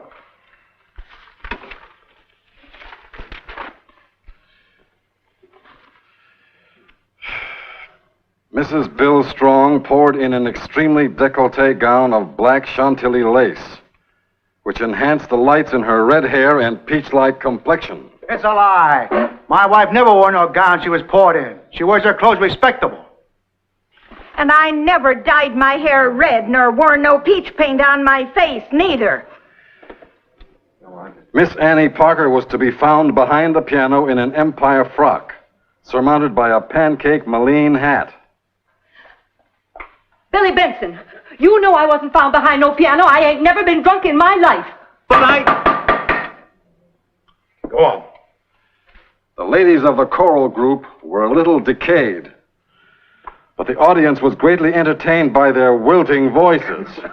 It's an outrage. They looked real nice and their voices were beautiful. Wait a minute. Wait a minute now. Wait a minute. That's a mistake. That's a mistake. Judge, before this goes any farther, I gotta have a chance to speak. I reckon it's time you had a say, Benson. Go ahead. The fact is, I lied when I said I wrote that piece. If you didn't do it, who did? I don't know, but I copied it word for word out of a San Francisco newspaper. Tom Cahill can tell you that's true. That's right, Judge. Billy was at my bar feeling real low down, because he promised to write a piece for a lady friend he admires very much. Then he come across that very piece in the San Francisco paper. I know, because he tore it out and showed it to me. All I did was take out the names of them San Francisco society ladies and put in the names of the ladies of Greenwater instead. I don't believe it. They wouldn't write insults about them high-up women in any paper, saying their singers was decayed and their voices was wilting.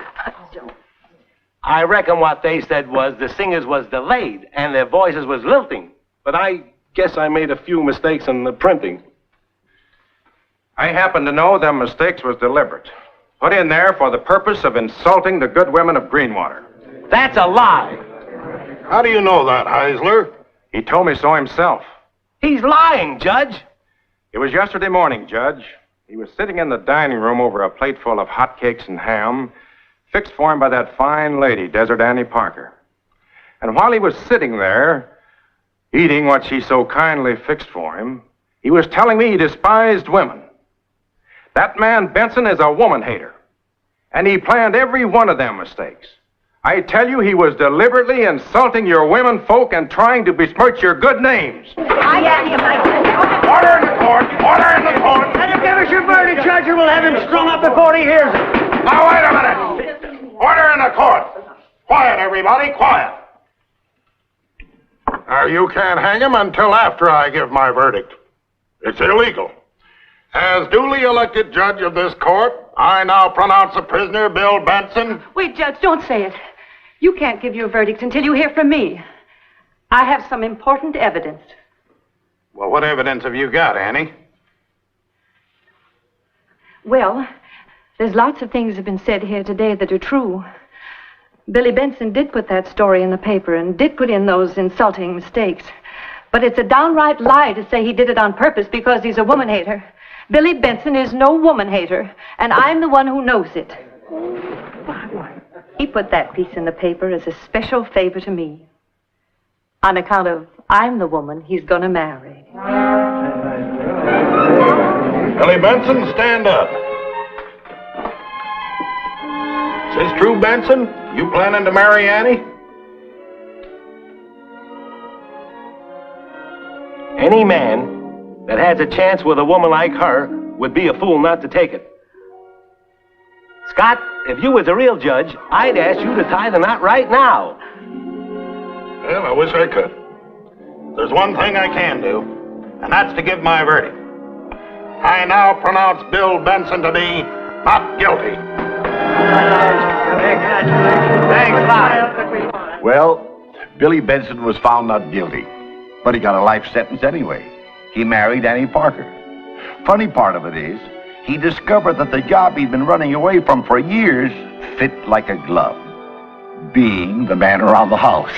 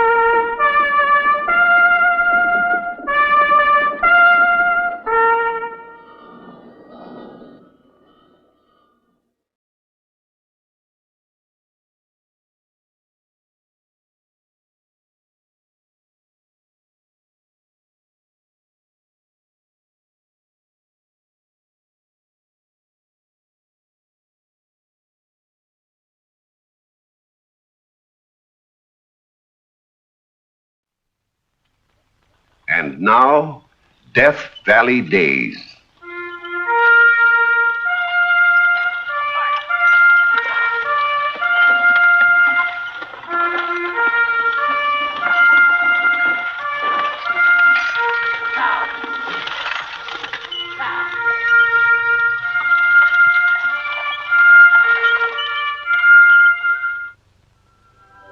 Howdy, folks.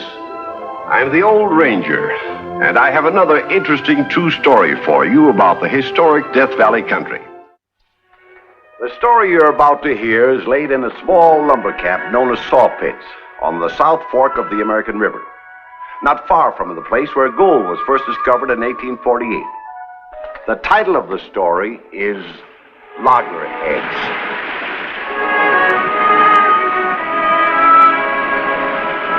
The great gold rush of 25 years ago is over. The river bars no longer swarm with red-shirted miners.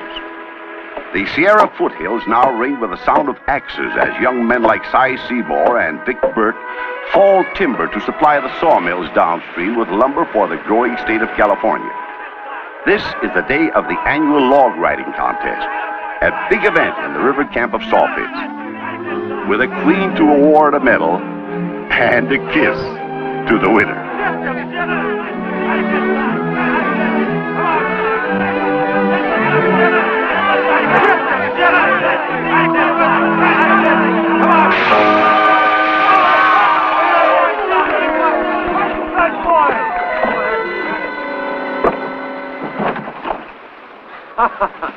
The winner, Silent Seymour. Nice going, Si. Come on up and claim your prize. Come on.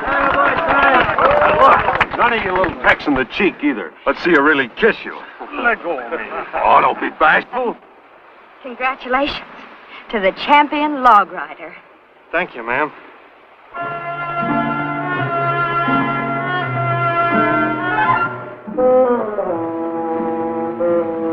Well, kiss him, Flo. Give him a big smack. With pleasure. You big lump.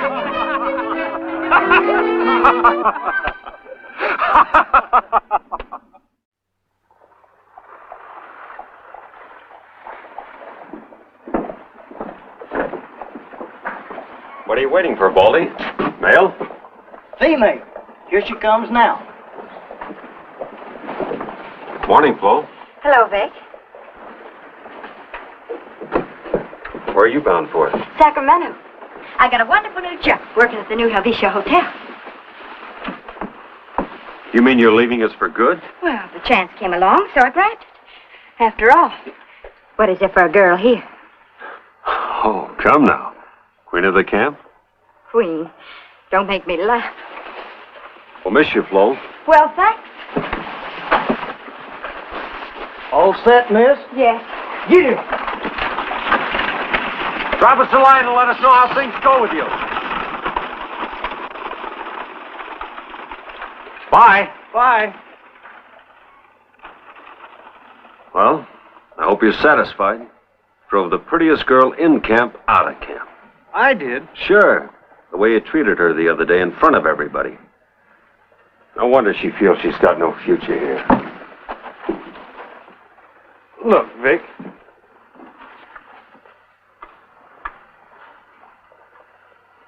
I never even kissed a girl in private, let alone in public. You haven't? No. Well, then it's high time you started. Well, I don't see why she couldn't have just presented the medal and been done. My medal, Vic. She got away with my medal.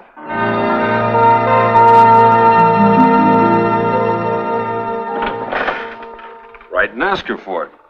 Oh, I can't do that. Why not? You know her address? Helvetia Hotel, Sacramento. Oh, forget it. Well, it's your medal, Si. You won it. You just sit down and write her a letter. Vic? I don't know how. Well, it's easy. All you gotta say is... I don't know how to write. You don't know how to write?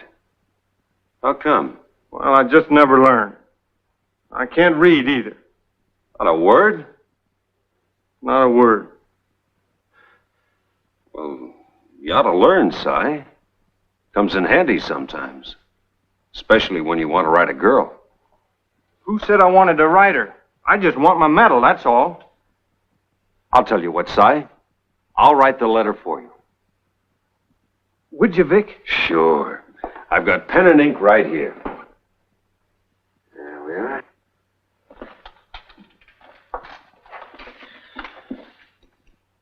Now, you just tell me what to say. All right. Just say, Dear Madam. She ain't. She's a miss. All right, dear Miss. Please send me my medal, which you got. Yours truly, Cy Seymour. Look, Si, why don't you go over to the store and buy a postage stamp and I'll do the writing. All right.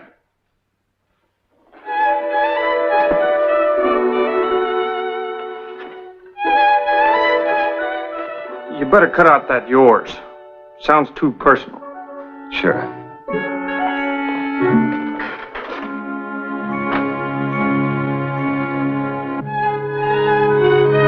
Dear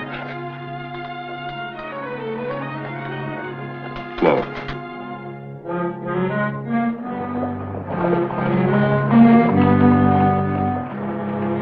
Regards, Cy Seymour. P.S. At your convenience, will you please send me my medal? Thank you for letting me read it, my dear. I can't get over it. He's always been so bashful. That's why they call him Cy, short for silent. Still waters run deep, you know. He prints real nice and neat, don't he? My husband always used to say that you could judge a man's character by his handwriting. Oh, here's a medal if you'd like to take a look at that, too. Oh, I would indeed. Oh. Champion Log Rider, California, 1873. My, that's quite a trophy, isn't it? Oh, I wish you could have seen him on that log, Mrs. Perrin. He's a great big strapping fella. Oh, but the way he moves his feet and balances. Like a tightrope walker. But listen to me going on like this to somebody I hardly know. I hope you'll consider me a friend, my dear. Oh, I do, Mrs. Perrin. And you've been perfectly lovely to me. Brand new like I am here at the hotel. Elderly widows get lonely in hotels, too, you know. But you send this medal back to the young man right away, and a nice letter with it, huh? Yes,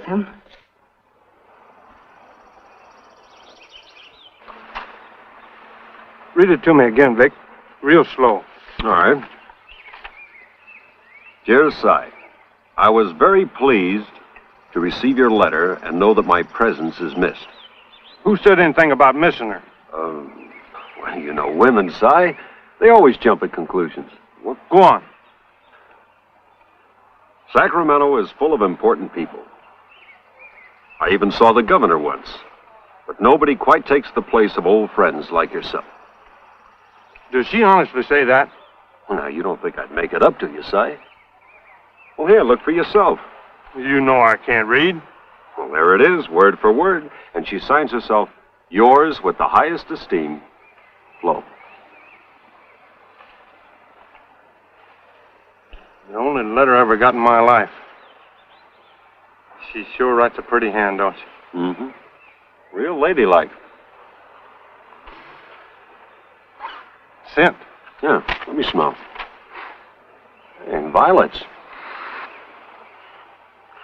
Well, don't smell it all up. After all, it is my letter. When are you going to answer it? Answer it? Well, it's only polite to write and thank her for sending the medal. Gosh, this is getting real complicated. No, we can do it like we did before. You dictate and I'll write. All right. But we'll make it short and sweet.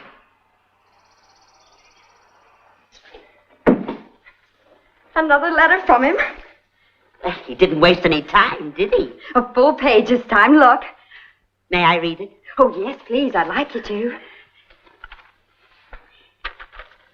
My dear Flo, Thank you for sending me the medal. It means a lot more to me now, knowing that it has been in your possession. He has a real nice way of expressing himself, doesn't he? Read what else he says. Someday I shall claim the other half of the reward that was supposed to go with it. He means the kiss. Oh. Well, you put some crosses at the end of your next letter. Oh, Mrs. Perrin, dare I? I think it'll intrigue him.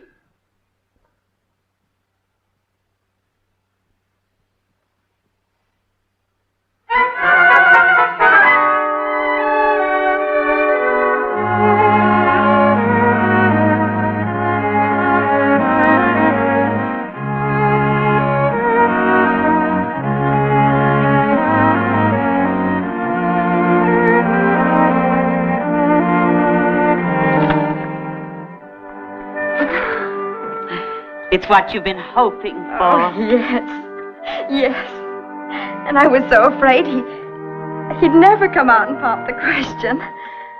I take it you're going to accept him. Oh, of course I am. I love him. I'll mail my answer tonight. Good, darling.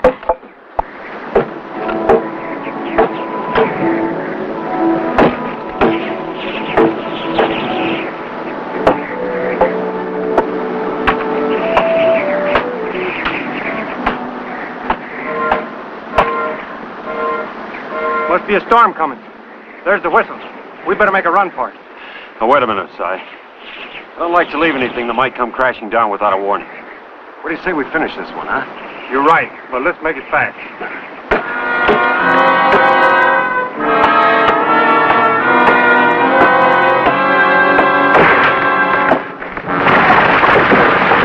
Timber! Quick!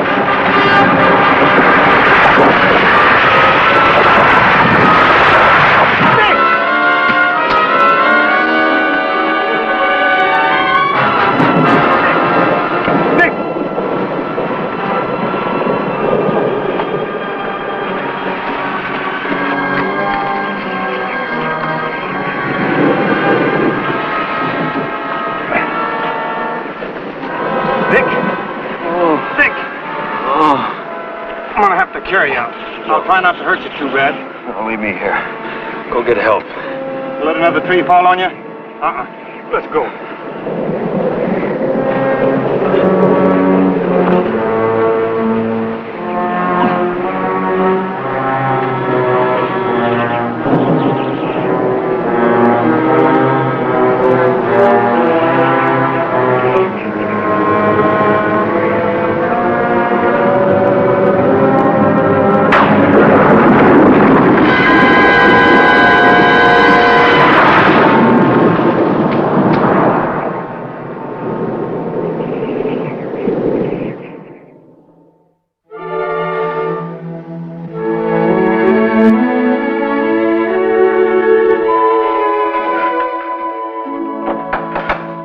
Hi, Vic.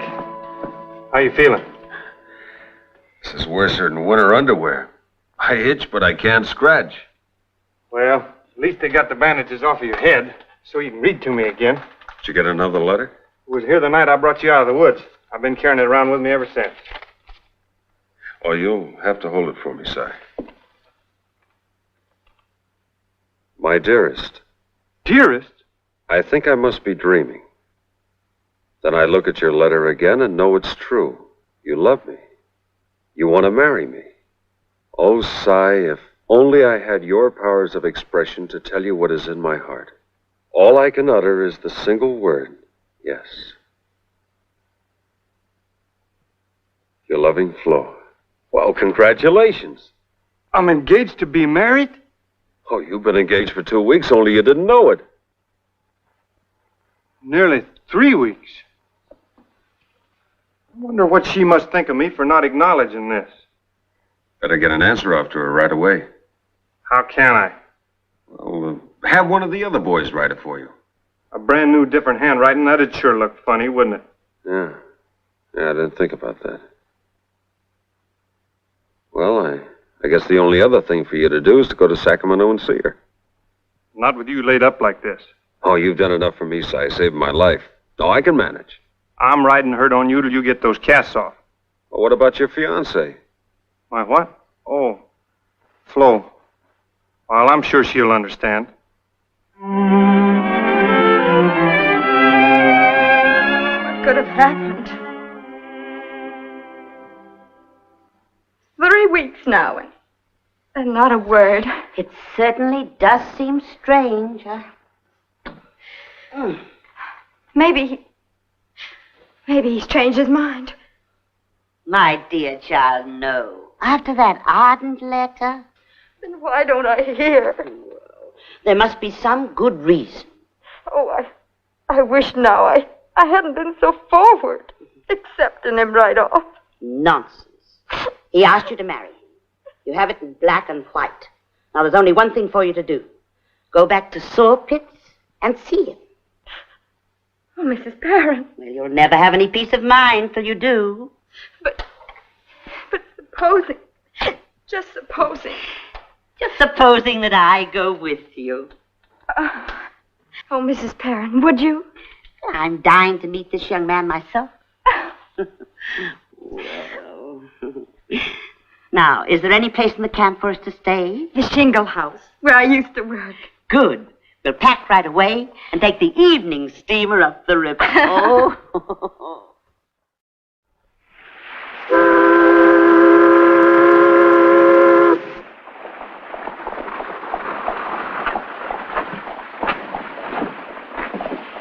Imagine the most terrible things. That you were sick or dead or that you had jilted me. Flo, Why didn't you write and tell me about Vic? I'm sorry. I waited for a letter every day. Oh, Si, no man ever wrote such letters as you. It was then that made me fall in love with you. I'm glad. When are we going to get hitched? You set the date. Today. Tomorrow? Si, give me a little time. Say next Sunday? Next Sunday it is, then. A day of pure gold. That from the Bible? Silly, that's from your own letter. What letter? The one proposing to me. The day that you're mine will be a day of pure gold. I never. Well, it's right here in your own handwriting. And pages more. I know it almost by heart. The first 2 lines. You are the sun and the moon and the stars to me. Let me see that. Oh, you're not going to tear it up. No. There's nothing wrong in being poetic when you're in love. I'll give it back to you, Flo. Just let me have it for a little while to kind of mull over. Well, if you'll promise not to lose it. And this letter I want to keep for the rest of my life. I promise.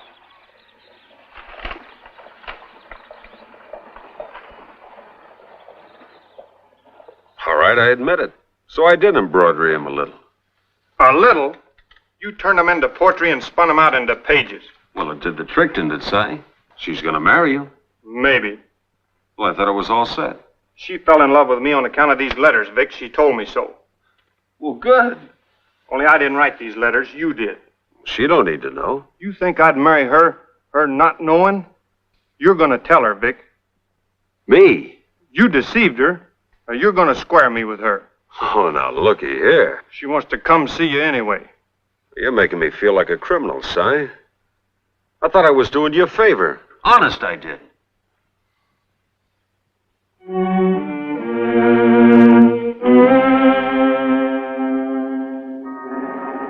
Gosh darn it, why didn't I ever learn to read and write?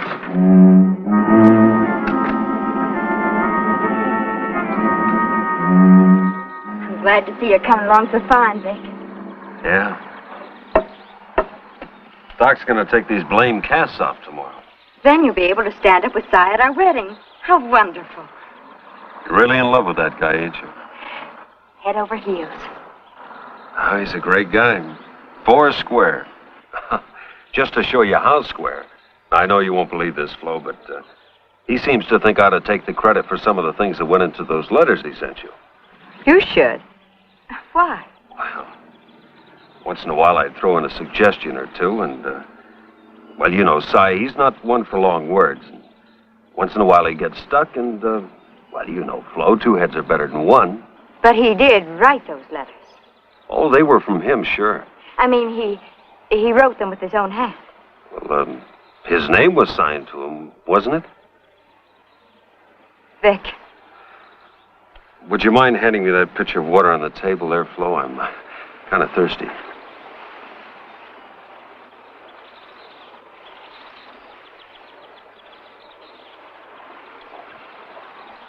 Thanks. you wrote those letters, Vic. Didn't you? Well, I just happen to have pen and ink handy, and... And he doesn't know how to write. That's the truth, isn't it? Well, what if he don't? That's nothing against him. He just never took the time to go to school, that's all. And I suppose he can't read either. Lord knows he wished he could. Especially these past few months.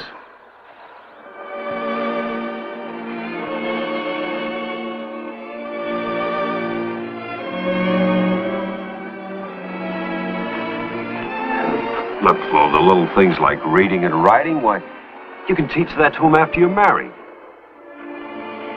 Thanks, Vic. Thanks for telling me, Vic. Thanks for the letters. They were beautiful.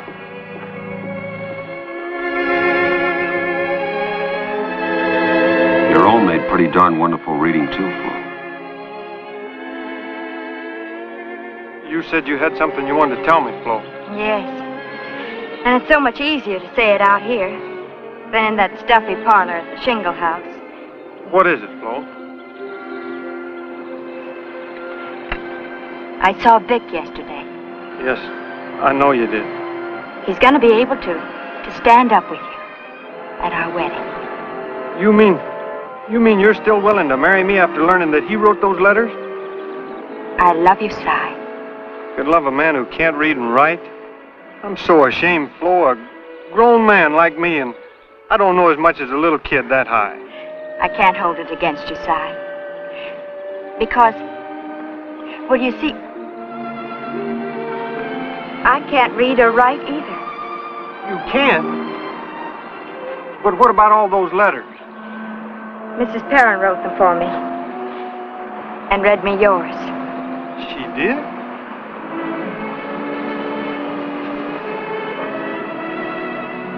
Can't believe it. All that pretty handwriting.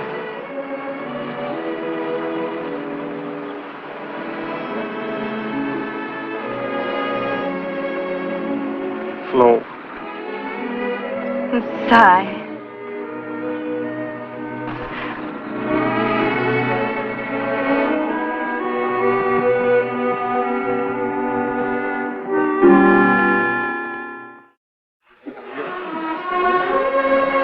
Here they come.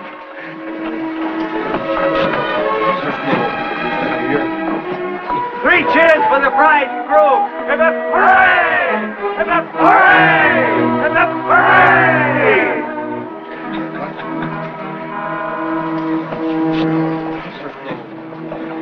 What does that say? That sign says, excuse our dust. I think you're a doggone liar. Goodbye, Mrs. Perrin. Goodbye, And thanks for darling. everything. Goodbye, Vic. And thanks. Good luck, Si.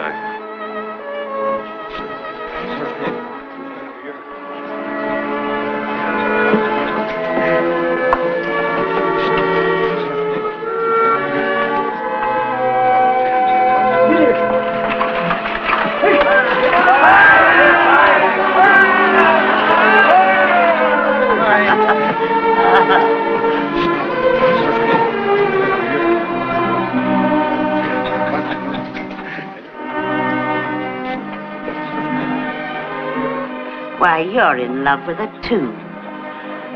Whatever gave you that idea? I read those letters.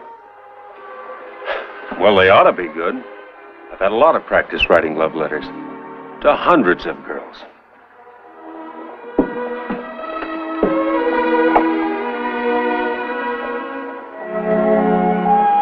It seems to me all this goes to show that there are none more literate than those who understand the language of the heart.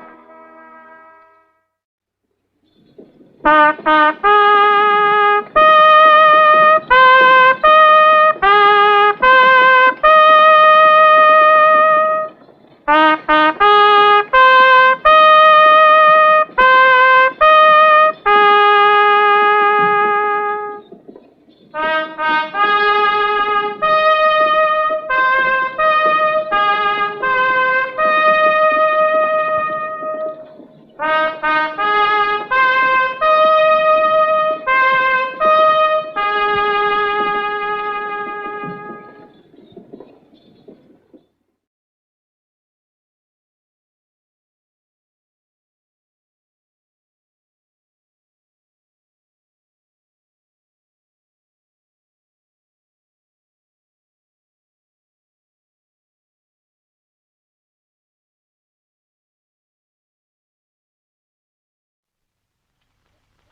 And now, Death Valley Days.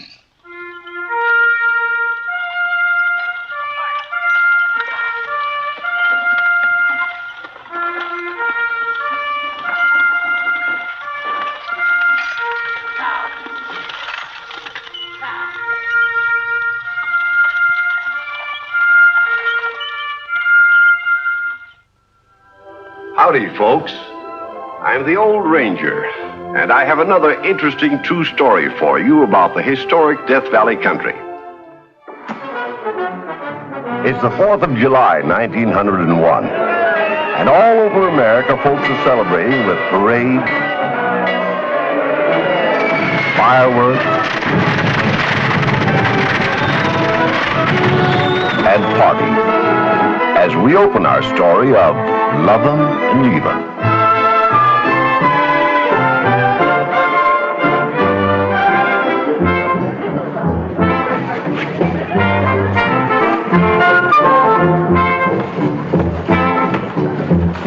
Hey, everybody, change partners.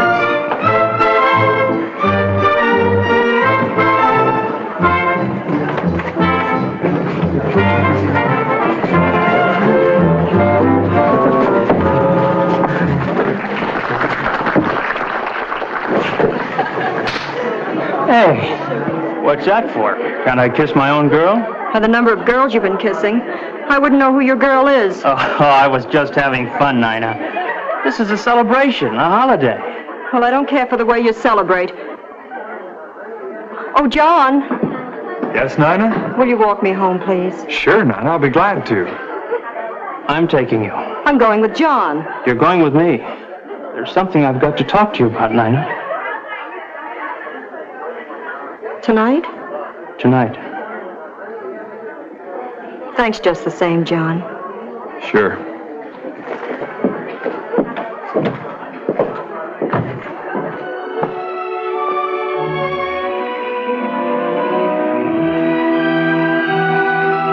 Don't be sore, Nina. Wouldn't you be sore if I went around kissing all the fellows that way? Yeah, I suppose I would. But you know you're the only girl for me. Have a funny way of showing it. Would you like it this way better? Terry! It's kind of dinky, but one of these days I'll buy you one as big as an egg.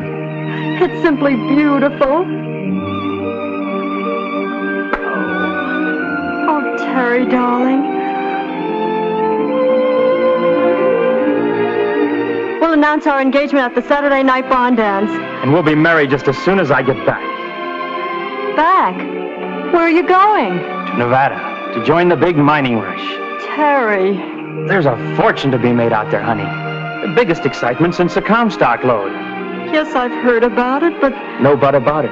It's a chance of a lifetime, sweetheart. We'll be rich. You'll have servants and carriages, fine furs and jewels. You'd like that, wouldn't you? I suppose so. You suppose? Well, the whole idea sort of takes my breath away. To have you go so far off. It won't be for long. A few months? Good luck. And I am lucky. The luckiest man in the world. You will wait for me, darling. Forever.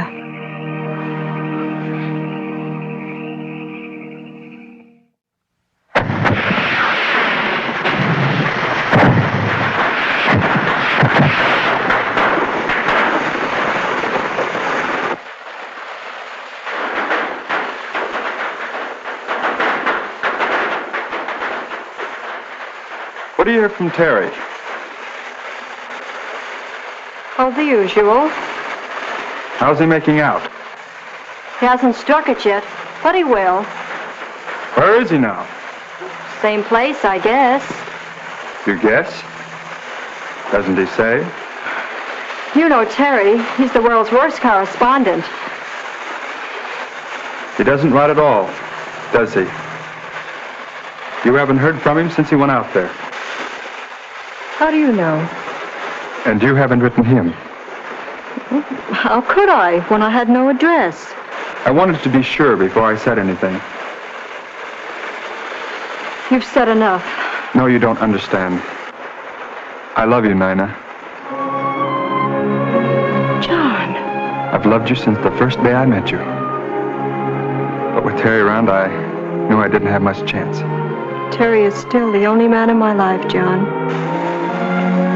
Even though he's forgotten you? I don't believe it. He's just working hard.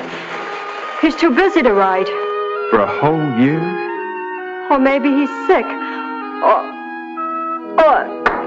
John! I'm so worried. Maybe something awful has happened to him. We'd have heard if it had. Oh, it's so good to be able to talk to somebody. Nina, would there be any hope for me if Terry didn't come back? Oh, John, please. All right. I won't press you. But just remember, I'm always here.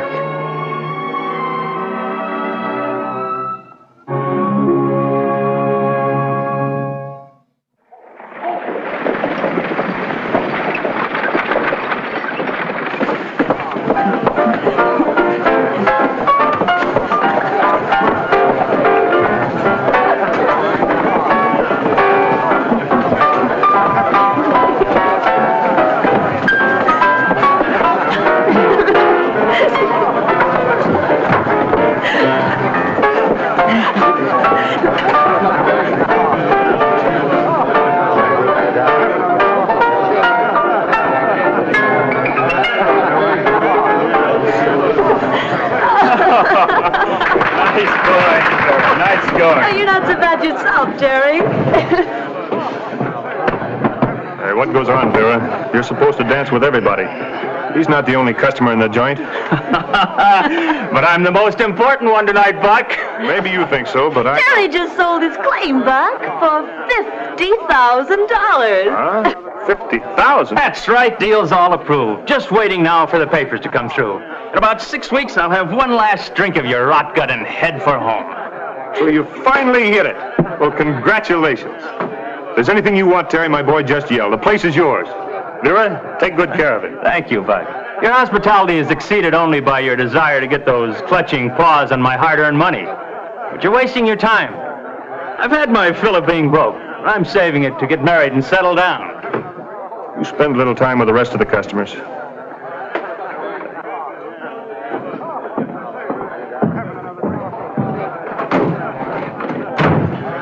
You never said anything before about having a girl, Terry.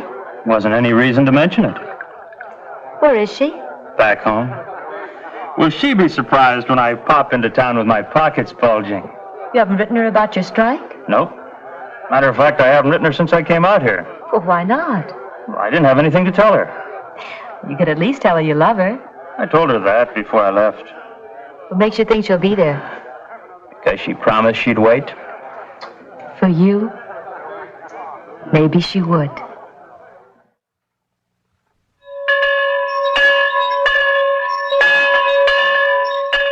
I, Nina, take thee, John, to be my wedded husband.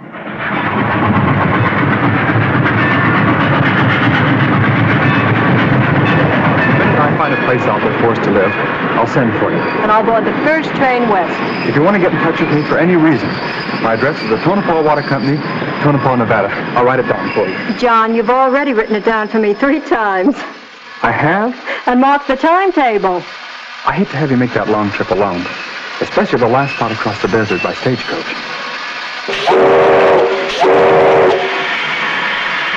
I'm not going to leave you. I'm going to turn the job down. What did you say, John? I said I've changed my mind about leaving you. I'm turning the job down. Oh, you'll do no such thing. Construction engineer is not a job that comes along every day. This is the beginning, John, and we're going to make the most of it, even if we do have to start in Tonopah. Darling, it's so good to hear you say that. I've been so afraid that you'd be sorry that you married me. Sorry? Well, I know how much you cared about Terry. That's all over and done with. Love can't last with nothing to keep it alive. Boy! None of these past few weeks have been the happiest of my life. I hope you'll always be able to say that.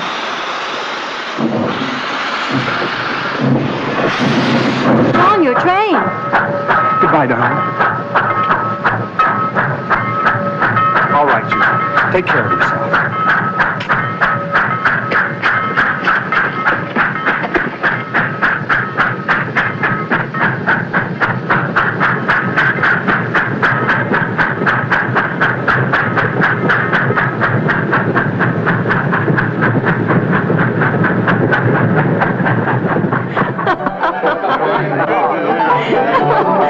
Oh, that's a good one, Freddie. I'll have to remember it.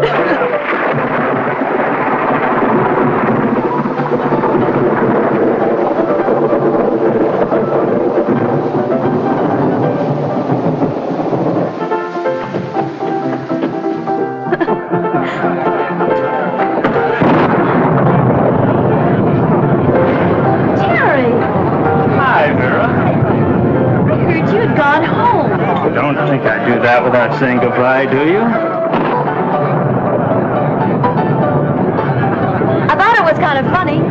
I've been to San Francisco. Some things came up that had to be straightened out. Deal didn't fall through, did it? Should say not. It's all signed, sealed, and delivered. And here's the certified check. Pay to the order of Terry Burns. $50,000. All I have to do is invest it, sit back, and enjoy life. If you're interested in a good investment, you're looking at one. If you really want a return on your money. Too bad I can't take that offer. The fellow that gets you, Vera, will get more than his money's worth.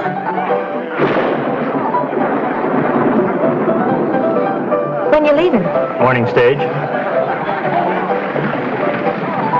Here's to you, Terry. And here's to you. Buck Sawyer. Where's Buck Sawyer? What's the trouble, Dusty? Stage have an accident? No, I've got a sick passenger here. No condition to go on to Tonopah. Chills and fever. There isn't an empty room in town. I don't know what to do. Well, we'll put her in the office for overnight. Oh. Nina! Let me have her.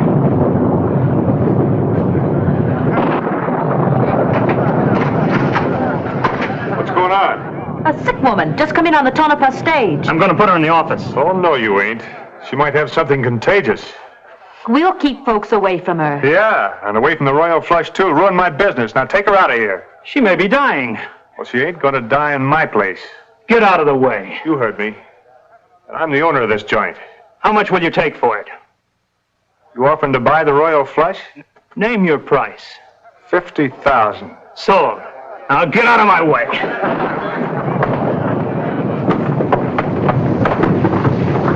Oh.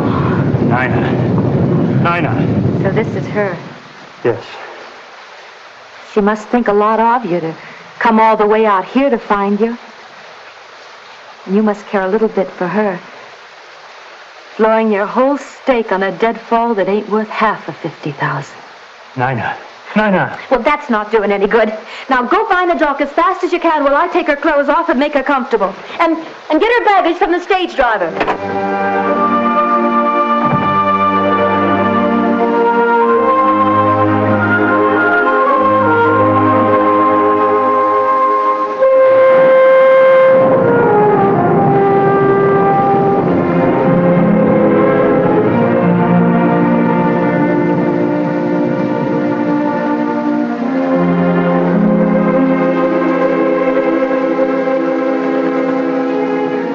Mrs. John Ferrand. From Mr. John Ferrand. Tonopah Water Company, Tonopah, Nevada.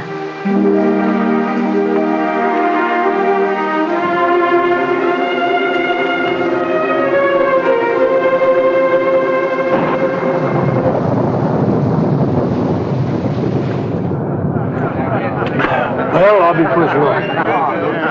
Hey, Dusty, would you deliver this in Tonopah for me? Well, sure, Vera. Without fail now. I'll do it the first thing when I get there.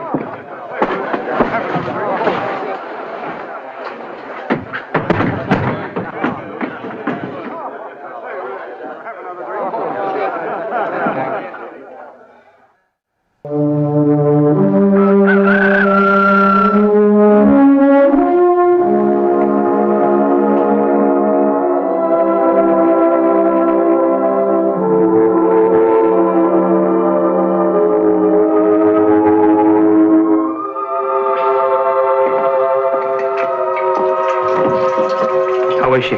Resting much quieter. Let me spell you for a while. Oh, I'm all right. All night and half a day is enough for one stretch. You go get some rest. And Vera, thanks. I don't know what I'd have done without you. She still has a fever. Moisten her face with that cold cloth once in a while.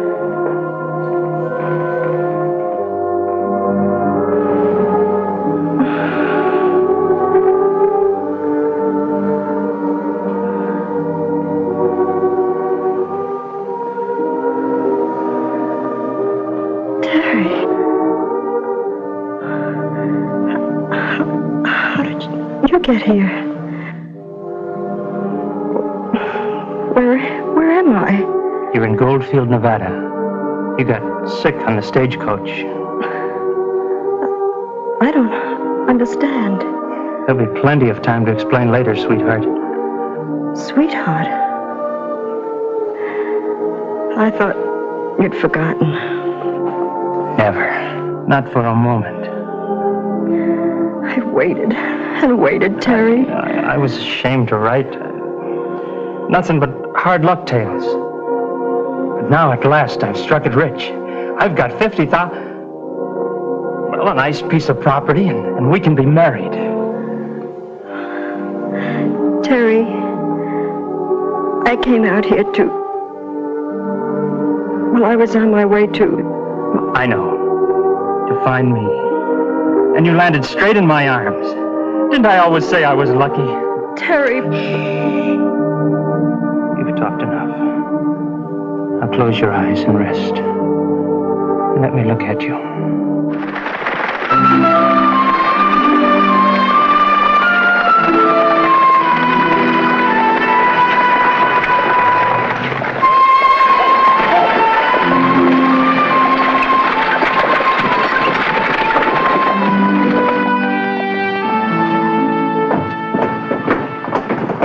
Bar's closed, mister. I'm looking for a girl named Vera. I'm Vera. You must be Mr. Farron. Yes. How is she? Well, she's still unconscious, but resting quietly. I think the worst is over. Take me to her, please. She's in the office there. Terry Burns is with her. Terry Burns? He happened to be in the saloon when the driver brought her in. Nina. John. What the devil brings you here? My wife. Nina. Did you say your wife? Yes, we were married 2 months ago. I tried to tell you, Terry. Did you know? It was she who sent for me.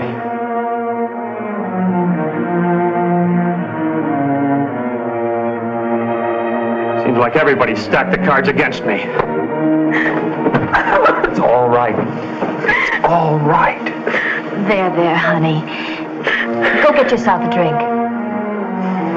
Now you just take it easy, honey. All this happening at once is enough to make anybody go to pieces.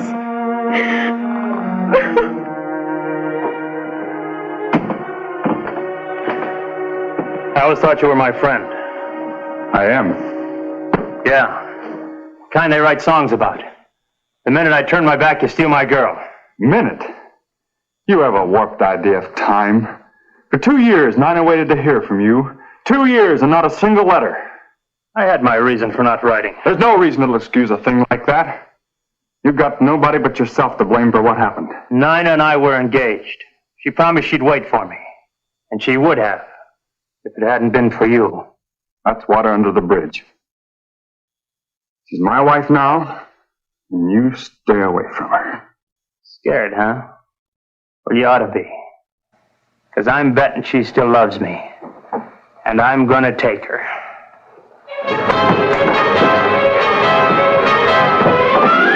Break it out! Break it out! Ain't there enough wrong around here without you two fighting like dogs over a bone? Nina's my wife, and nobody's gonna take her away from me. And nothing you do can keep her with you if she don't want to stay. And she won't when I'm through. Did she say anything to you about the way she felt? No. She's too sick and upset to talk about it now or to think straight. You'll both have to wait until she's stronger and can make up her mind. And if you care for her half as much as you say you do, you'll let her make it up. By herself. Sure. That's all right with me. I thought I'd washed Terry completely out of my life. But when I saw him again, and it shows he still loves me, paying $50,000 for that place, just so I'd have a roof over my head when I was sick. But John's my husband. I've made my vows. Oh, Vera, what am I going to do? Search your heart and your conscience, honey. I've been trying to, but I get a different answer from each of them. You're only allowed one answer. I know that, but I just can't seem to make up my mind. Well, we'd better be getting back. Sun will be going down pretty soon. You mustn't be up in the night air yet. If it only wasn't for me to decide. No one else can, honey. But I don't mind telling you, I hope you don't take much longer. The suspense is getting me, too.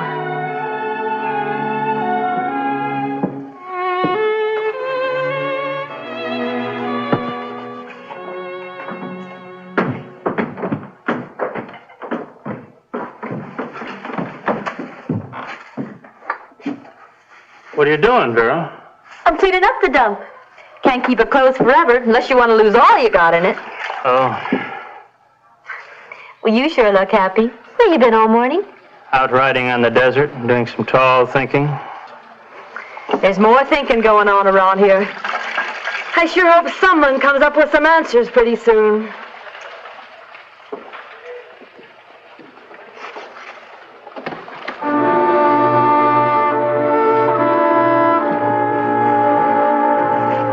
Did I ever tell you what a swell girl you are, Vera? Don't know how I'd ever get along without you.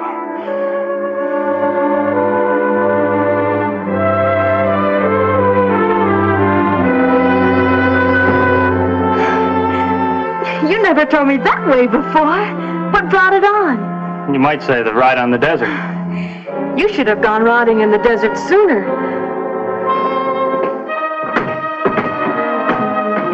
Wish Nina would make up her mind. Feel like a prisoner waiting to hear my sentence. Have a drink. No, thanks.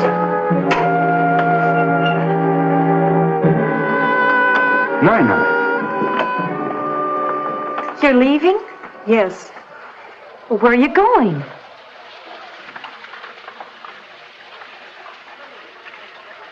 With my husband. Nina. Are you sure, darling? Yes, I'm sure. For the rest of my life, John. Congratulations, John. No hard feelings? Of course not. The best man won. And I wish you both all the luck in the world. Thanks. There's a stage leaving for Tonopah in a few minutes. I'll get our tickets. Well, goodbye, Vera. And thanks for all you've done for me. The best of everything to you, honey. And the best of everything to you and Terry, too. Me and Terry? Oh, I happened to see you a few minutes ago. I hope you'll be as happy as John and I are. Goodbye, Terry.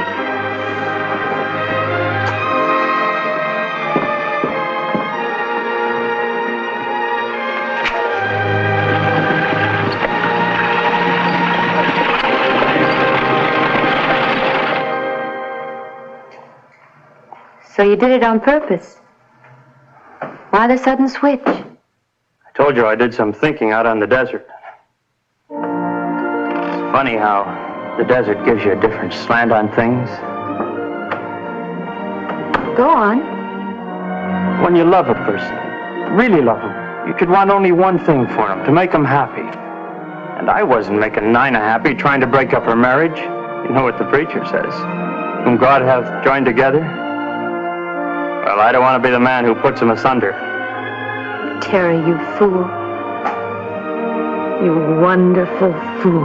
I'll buy the first part of that. Oh, come on, let's get to work. We've got a lot of fixing up to do if we're going to make this place pay. You did say we. I couldn't run it without you. All right, boss.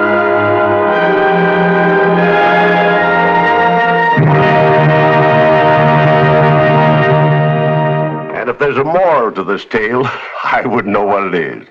Except that Terry and Vera ran the Royal Flush Saloon happily ever after.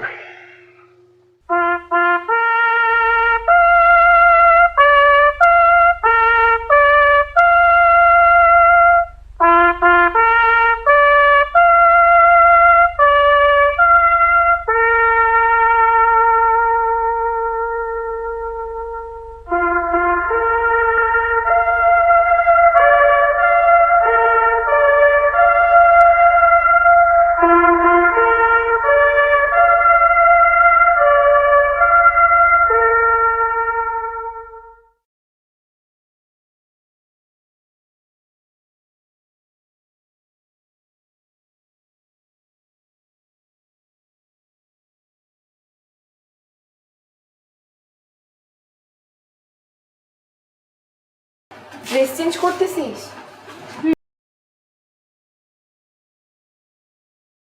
Video 1 ngày 2 tháng 7 2024 Binh Chia Linh Let's go boy. Ô không, cái gì hiện ở trên màn hình của tôi vậy?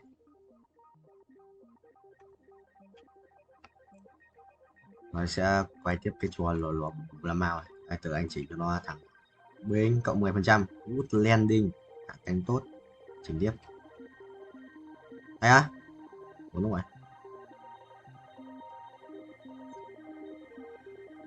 Chuẩn không? Chuẩn không? À, không. Từ từ. Bên 15 lap rồi á. Sẽ một bút này.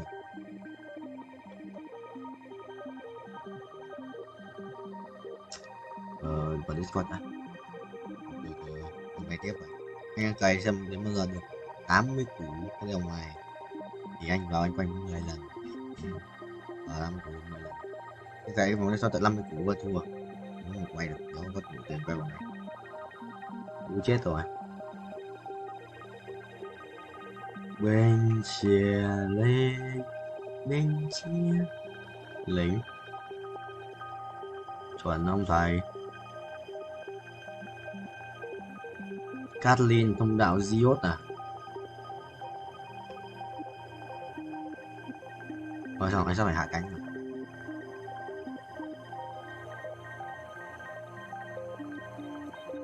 Binh.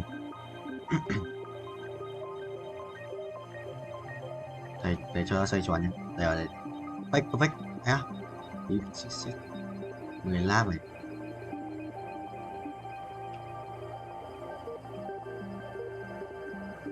Perfect không? Perfect. Đây, perfect. Điểm.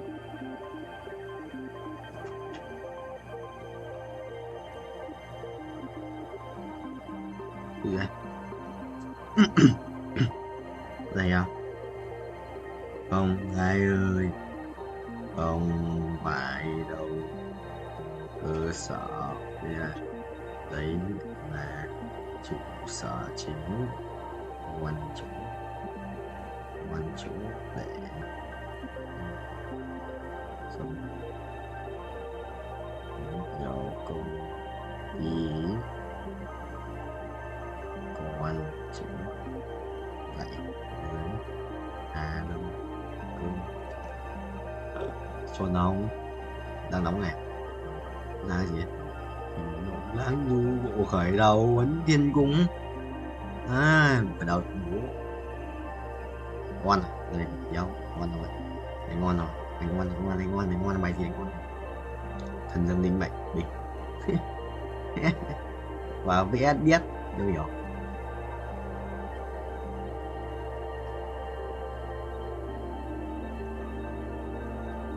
được mà nó cũng chuẩn chỉ chứ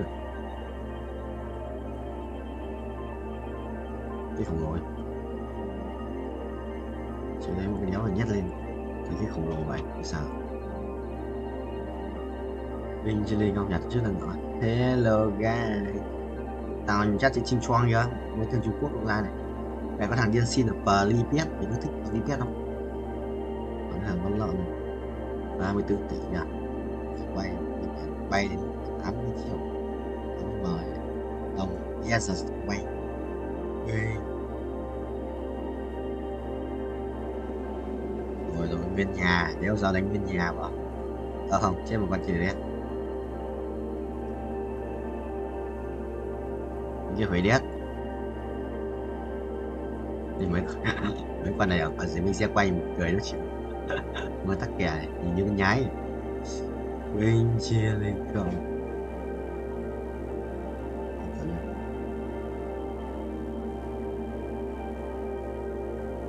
Đúng vậy.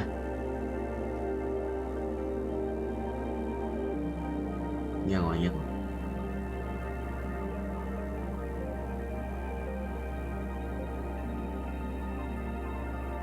Ai đánh bộ khởi đầu đúng không vậy? Cộng một tướng à? Không, ai đánh bộ khởi đầu cũng thầy à? Coi thầy xin phép vậy. Còn tiền 3 sao tiếp 3. Để check bài á, không có thằng đánh á. Này có oan thì sao? Không phải. Đánh thần rừng à? À đâu? Hiệu này mà đánh sút rồi.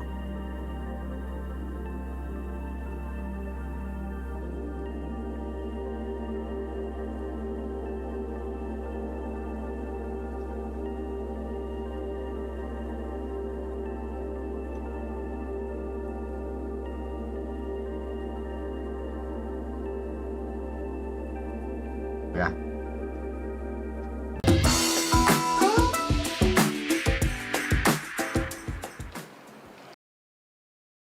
Ba, 5, 6, 6, 3, 7, 8, 40 à? 5, 9, 90, không 40 à? 98 à? Ai, 98 ai? Phải bay một cục thăng rồi.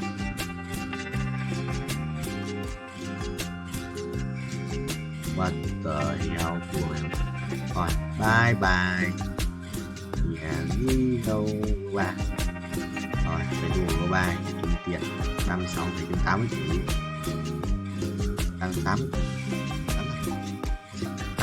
tỷ để quay 10 lần của chiến sĩ sinh hoạt kia. Của đây sinh cũng căng đấy chứ. 37 ca lợi nhuận đấy. Ui, thua. Tận lại.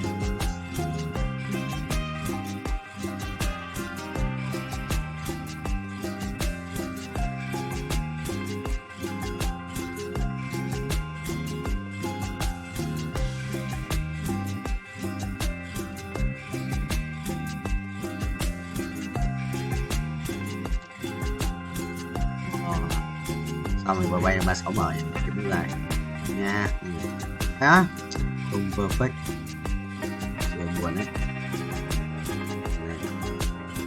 Đó đi đây tốt rồi.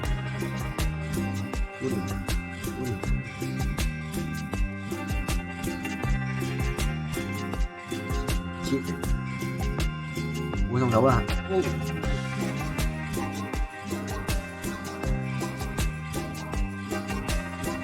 Lòng rất là mở trung tàu. Rồi 2 lần có tới gì, 3 lần có tới gì, 4 lần, 5 lần, 22 đúng tiền. Tắt giật nước màu này 39 tí năng lượng giống hải ở đây ạ. Theo một tí năng lượng giống nhỉ.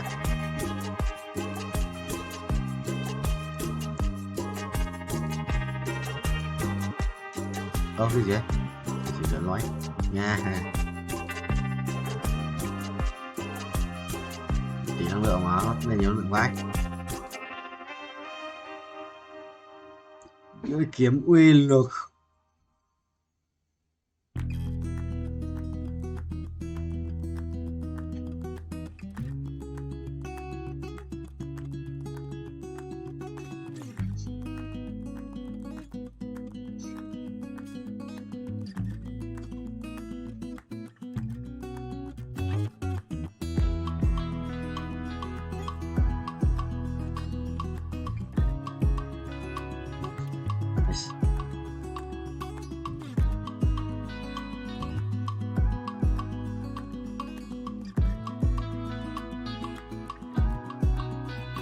Ui. Bây giờ.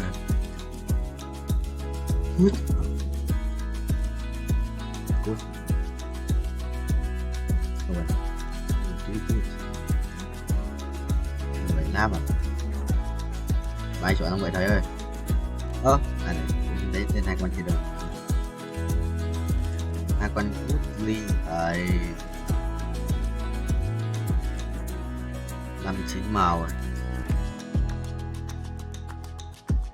Phải tiếp rồi.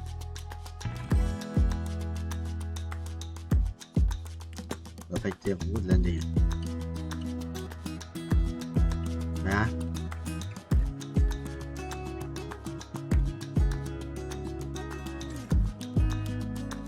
Đó. Không bay rồi, không tính. Nha. Mút rồi. Rồi mút phải sẽ bay được 5 lần, bay luôn. Chờ nó mệt lắm. Chờ đâu 5 quả. Ghê. Còn cái gì đấy? Là cái chợ ngay gần Legendary của tao. What đi của tao đâu? What đi? Rồi à.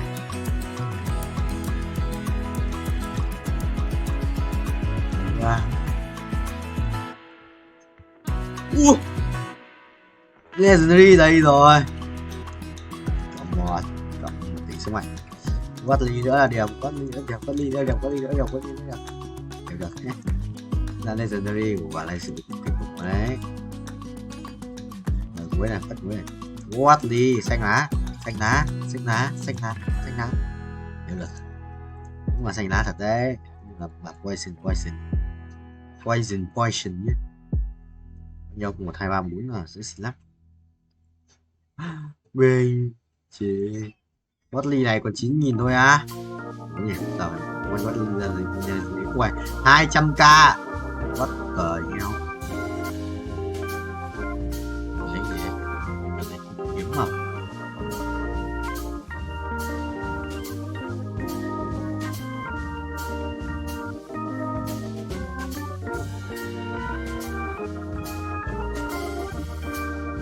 Lưỡi kiếm một mũ.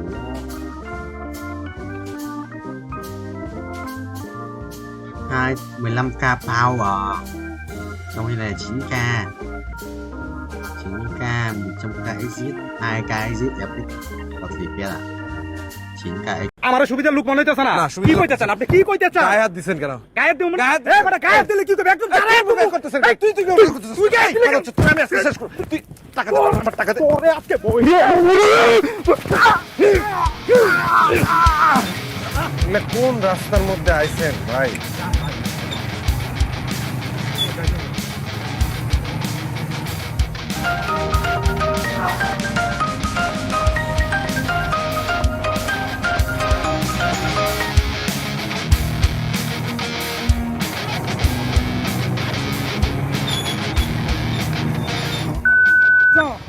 এই এই আপনি কারে করছেন হ্যাঁ আরে ভাই আপনারে কই নাই আমার কল দিছিলাম এই কল রিসিভ করতেছ না ওরে কইছি আমারে কোন মানে এই আপনি নামেন তো নামেন আমি যাব না আপনি কি কইতেছেন হ্যাঁ আপনি যাবেন না কেন না আমি যাব না আপনি নামেন আমার টাকা দেন আমি যাইগা দেমু না টাকা আমারে না নিয়ে গেলে আমি ভাড়া দেমু না আরে আপনি কখন থেকে এই অলি করতেছেন আপনার আমার সুবিধার লোক মনে হইতেছে না একদমই সুবিধার লোক মনে হইতেছে আপনি টাকা দেন আমি যাইগা আমার সুবিধার লোক মনে হইতেছে না কি কইতেছেন আপনি কি কইতেছেন গায়ে হাত দিবেন কেন গায়ে দিও মানে এ বড় গায়ে দিলে কি করবে একদম গায়ে করতেছেন তুই গায়ে তুই আমি আজকে শেষ কর তুই টাকা দে আমার টাকা দে ওরে আজকে বই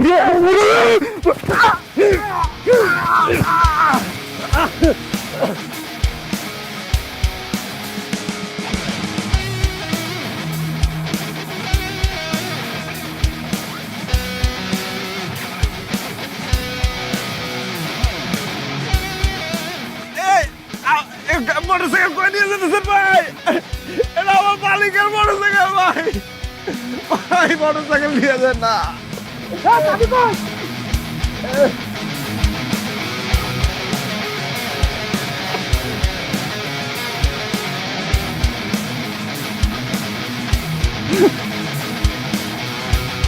গাড়ি থামলো কেন স্যার একটা অ্যাক্সিডেন্ট হয়েছে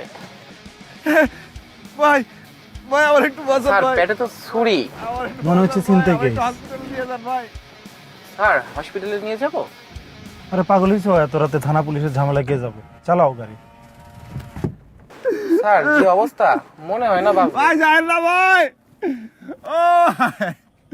ও ভাই আমার একটু hospital.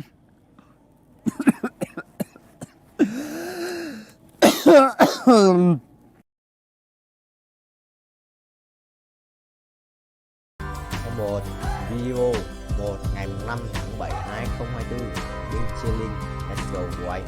Anh sẽ bay tiếp cho các em xem nhé. Ok, để tự lại.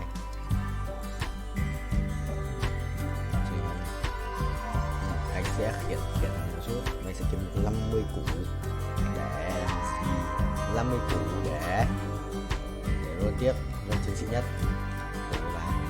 Ê, nếu lái được thẳng quá trốn quá, lái thẳng rồi. Chi xong rồi phải không? Máy hù tỏ đùa, mày đùa thôi, thầy kệ cho mày tự đi. Chuyển thuyết tăng trưởng mày.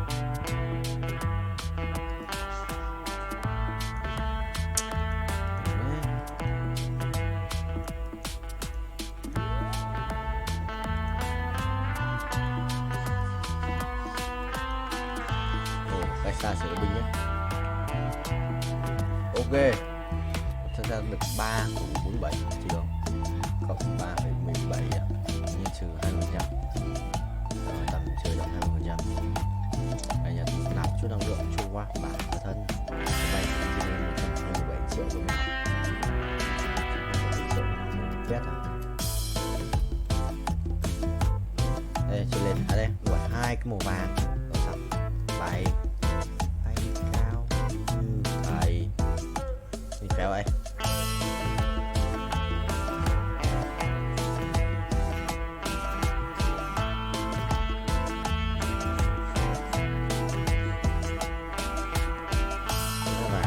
Sao?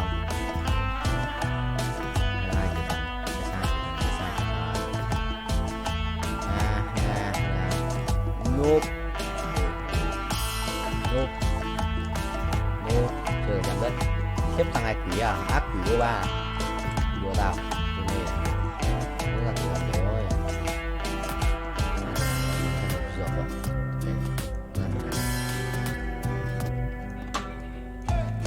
chết rồi đi kìa 2 phút hơn của pháo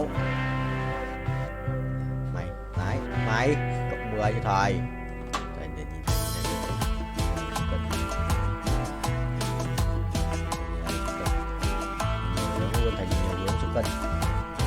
Mày đùa tao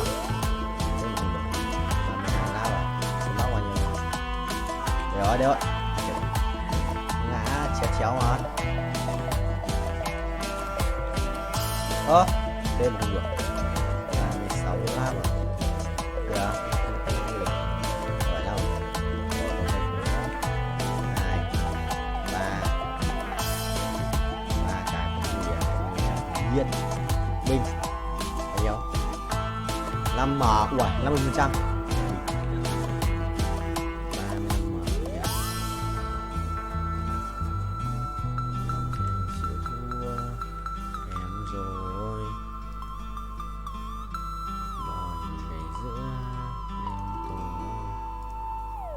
Không ui ra với bia này độc dược à thôi cút không quan trọng vụ nổ lớn bị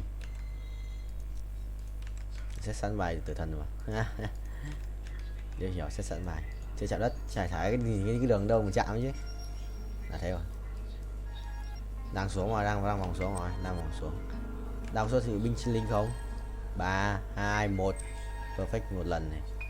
Đấy, kiếm 15 lần perfect không? 100 lần perfect thì đã ăn được 6 triệu. Nhờ 7 triệu.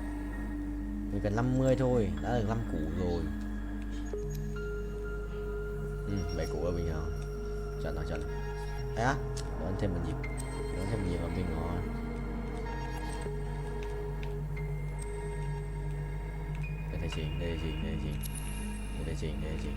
Đây là gì? Ok, không được.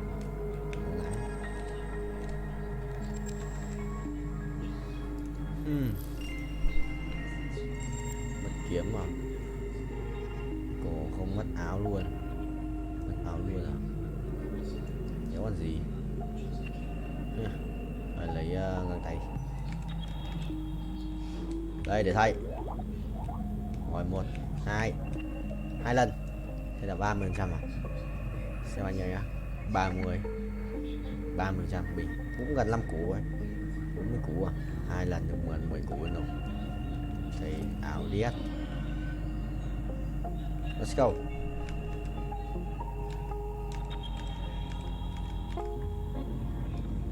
Let it go, let it go.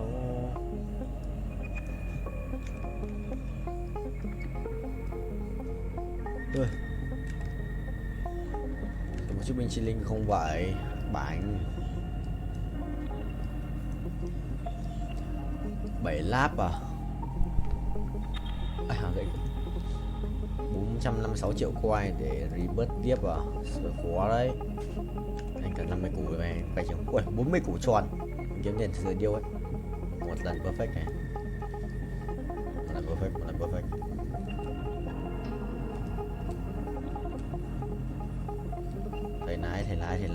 Thầy lái. Mình thắng. Nghe cái chừng. Mày thắng. Mày 10% nữa. Mày ngã.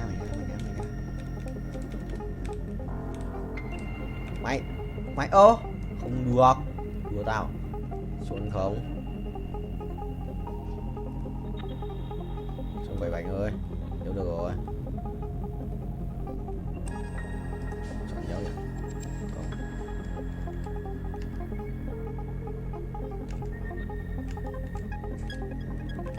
Không được rồi. Lại lệch trên này. 10 đây.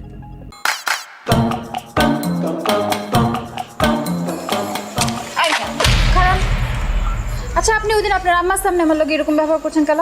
আমার ইচ্ছে হয়েছে আমি করছি, আর আমার পিছে ঘুরে লাভ নেই। কেন? আমি আপনার ভালোবাসি না, ঘুরবো না কেন?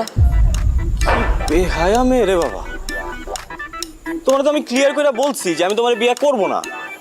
আরে আপনার আম্মাই তো আমার পছন্দ করতো, তো আপনি শাদি করবেন না কেন? তাহলে তারই বিয়েটা করো। কি কইতেছেন? আমি আপনার আম্মারে কেন শাদি করব? আপনারা শাদি করুন, আর আপনি যদি আমার শাদি না করছেন তাহলে কয়ে দিলাম ব্লেড দিয়ে আপনার নাম আমার হাতে লিখুন। তোমার যা ইচ্ছা তুমি তাই করো, আমি একদমই ভয় পাই। আগেরবার মাইনে নিছি, খেলা ছিল দেখা, এটা খেলা না, এটা আমার জীবন। আমি জীবন নিয়ে ছেলে খেলা করতে পারবো না। আমি হাঁচা কইতেছি, আমি কিন্তু ব্লেড দিয়ে হাতে পায়ে গলায় মুখে সব জায়গায় যেখানে ইচ্ছা সেখানে লেখো, ইংরেজি বাংলা ফার্সি যেটাতে পারো সেটাতেই লেখো, আমার কিচ্ছু যায় আসে না। আপনার আমি শেষবারের মতো কইতেছি, আপনার আর বেশি সময় দিব না, শুধুমাত্র 12 ঘন্টা সময় দিলাম। এই 12 ঘন্টার মধ্যে আপনি আপনার মত বদলাইবেন, নাহলে কইলাম আমি হাঁচায় ব্লেড দিয়ে আপনার নাম লিখে ফেলাম, আমার কেউ আটকাইতে পারবো না।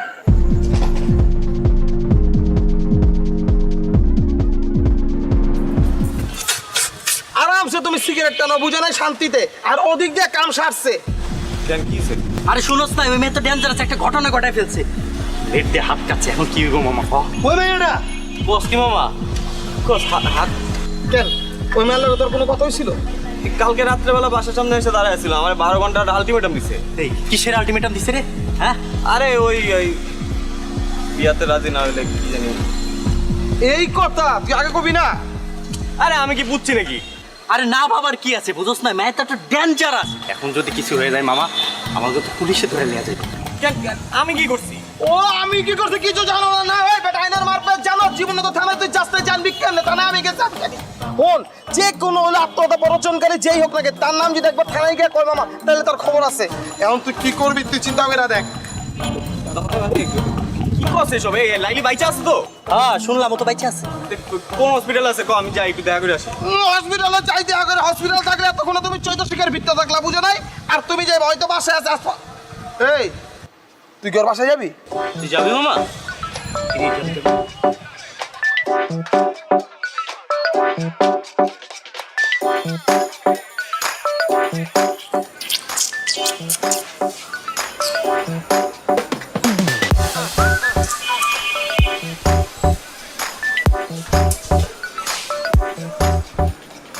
হায় রে খোদা, তুমি আইছো, আমি জানতাম তুমি আইবা। আমি লাইলিরে কইছি তুমি আসবা চ্যাংরা হও আর রক্ত গরম হও মানুষ তো তোমার মনের ভিতরে সেই প্রেমটা আছে আচ্ছা আমি লাইলির সাথে একটু দেখা করবো লাইলির সাথে দেখা করবা কেমন আছো আছে বাবা আসো আসো তোমার আমি একটু দেখা করে আসো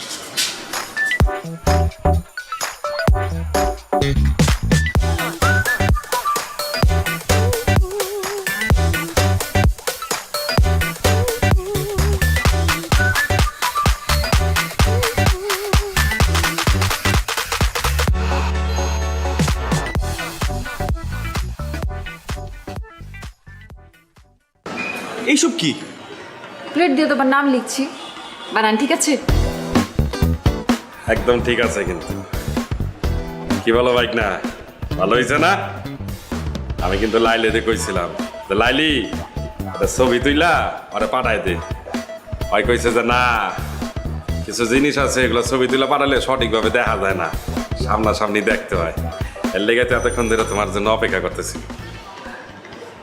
এইসব পাগলামির কোনো মানে আছে আছে না তোমার আমি শাদি করব তুমি আমার শাদি করবা করবা না এই তুমি কি আমার বলদ পাইছো বলদ এই পাশে দাঁড়ানো লোকটার মতো নিলয় তুমি আমার মামার নিয়ে কি করতেছো আমি বলবো তুমি শুনবা মানে এই যদি তোমার হাত কাটার নমুনা হয় হ্যাঁ আমি জানলে আমি জীবনেও আসতাম না আর যদি হাত সত্যি সত্যি কাটতাও তাও আসতাম না কোনো লাভই হতো না আমি তোমারে বিয়ে করব না তোমার মতো মেয়ের সাথে শুধুমাত্র মজা নেওয়া যায় বাড়ির বউ করা যায় না তোমার মধ্যে ওই রকম কোনো এলিমেন্টই নাই তুমি একটু বেশি বেশি করতেছো না এই মাঝখান দিয়ে ঢুকে গেলেন হ্যাঁ সাদে কি আপনার মাইনছে হাবলু কয় এর লেগে আপনার হাবলু কয় আর ঢুকছেন যখন তখন আমারে না বুঝায় আপনার এই ড্রামাবাজ ভাগ্যিরে বুঝান আমি ওরে বিয়ে করবো না আমি মরে গেলে ওরে বিয়ে করবো না মানে নিজের তো কোনো মান সম্মান নাই পরিবারের মান সম্মানটা যদি খোয়াইতে না চাও তাহলে এইসব বন্ধ করো সবার সামনে অপমান করবো না থাক ভাগ্নি তুই কষ্ট পাইস না হয় তোরা বুঝতে পারে নাই আর যেদিন বুঝতে পারবো হয় কান্দা বুক চাপলাইব তখন বুঝবো যে কি জিনিস হারাইছি তুই কান্দিস না ভাগ্নি একদম কান্দিস না তুই থাক আমি আইতাছি দেখতেছি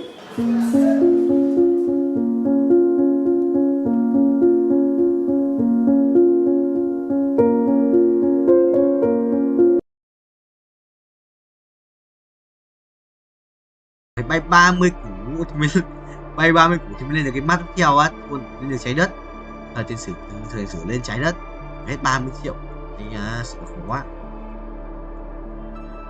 lại có tiền quay của trên măm mới có gì nữa đây xem măm mới có gì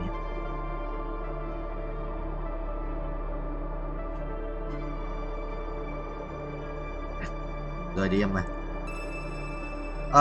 rơi xuống lại á được không được có cây mũ ở đâu nhỉ ui cái gì này ngoài trơm toàn đồ huyền giá với cả xe đấu sĩ ạ trời gì trời ơi ra vào đây cút áp chết đập ra được không chỉ phí đấy rồi huyết kiếm xong để kiếm cho ai vậy và can cũng được nên là kẻ may mắn từ để xem có gì quay không quay đều 300k thì khoảng 8 trừ 10 lần lunch somebody launcher use somebody launcher có không 10 lần sao dùng vòng quay của ai đồ quá 10 lần là sao anh không biết là quay ở đâu đây sao rồi ra rất nhanh ui rồi tại epic bên này tôi bắt phải sự mạnh ra lên nó được không để anh bóng mãi rồi hết rồi gần đủ chịu rồi ao rồi con mèo nó xịn hơn con bí thích kia con mèo rare của nó xịn hơn chôn nào mèo rare của nó xịn hơn đấy sự áo đá quạt đấy anh thua rồi mai này khỏe quá thôi phải lên phải luôn thua rồi chôn nào giờ luôn hết nó nhớ hiểu một này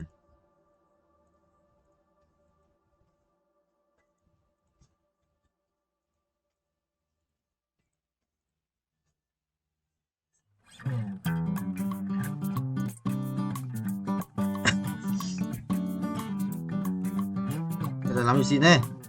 Phải cần tua mà mày kia phải đấy. Vẹn mà thực sự khỏe đấy. 1 phút 50 tiền ạ. Chôn tao. Khỏe đét mà.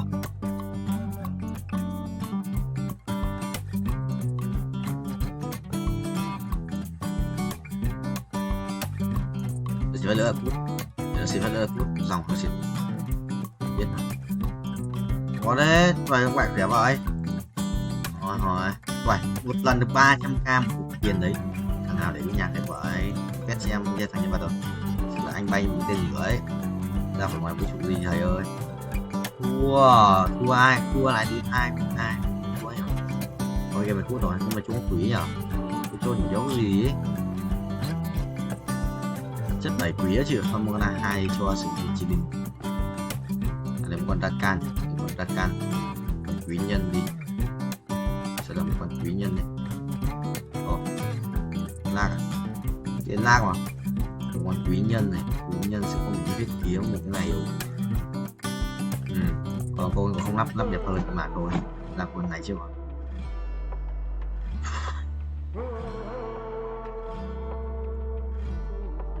Sau đó không cút ra ngoài, nó bắt mình rơi cho nó tự ra. Trốn tao. May mắn auto bay như tên lửa. Nên là cho thằng này. Này làm những cái gì? Đồ gì cũng lắp được. Hai cái này thì lắp trong không bình hơn này.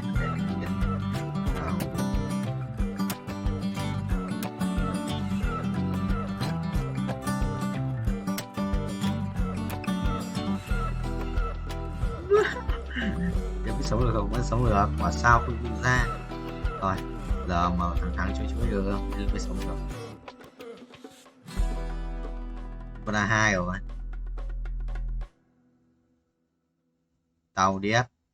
Con A2 sửa đau ấy. Đây còn chưa được bút một chút sát thương thép ấy. Còn đây là thằng nào? Thằng Dinh à? Cái gì đấy không? Gì đấy không? Gì đấy không? Đi cho cái tiếng đấy vào đây không? Con lợn này. Cái mau. Cái gậy đét. Không lớp cái chất tỉnh.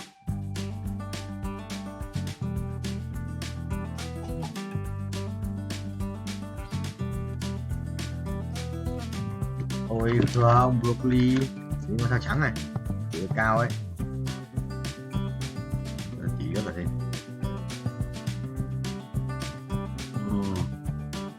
Anh rơi tiếp anh chưa cả bay được 1/4 1/6 của mọi người.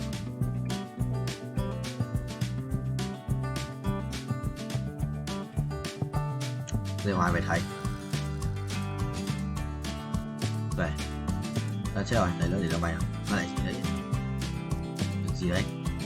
Ủa Silas xong mày quá rồi Silas rồi bây giờ sống thằng cắt lửa rồi thằng ăn nữa rồi thằng chặt mày rồi ăn này vợ anh sẽ bay lên trên tiết trình kia cho mày khỏi ăn thời mày rồi ăn Ê thằng Afia má chết nha. Nhớ xếp lại bài cơ. Ok bye bye rồi. Bye bye giờ bay tiếp anh bay 1 tỷ tiền xong rồi anh bay 1 tỷ tiền xong rồi phương làm thật chân nhanh. Tiếp sẽ thằng Kin rồi. Thằng Vẹn vẫn đang book. Vẹn cút rồi. Silas này. Từ xếp bài đã. Còn có số hàng giấy.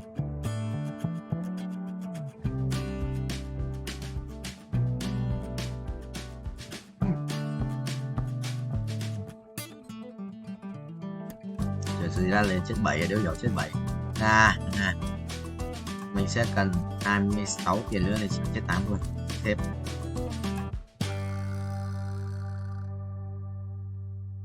Rồi mày đi. Tiền không coi.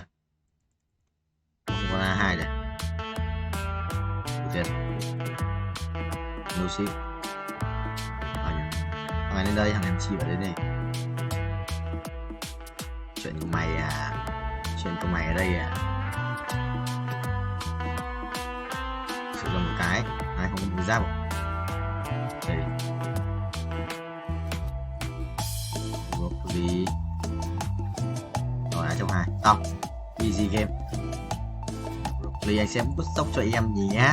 Còn anh sẽ bỏ bê em. Nhìn thấy rồi, bây giờ bắt đầu nhảy kêu à. Anh còn lâu mới đến.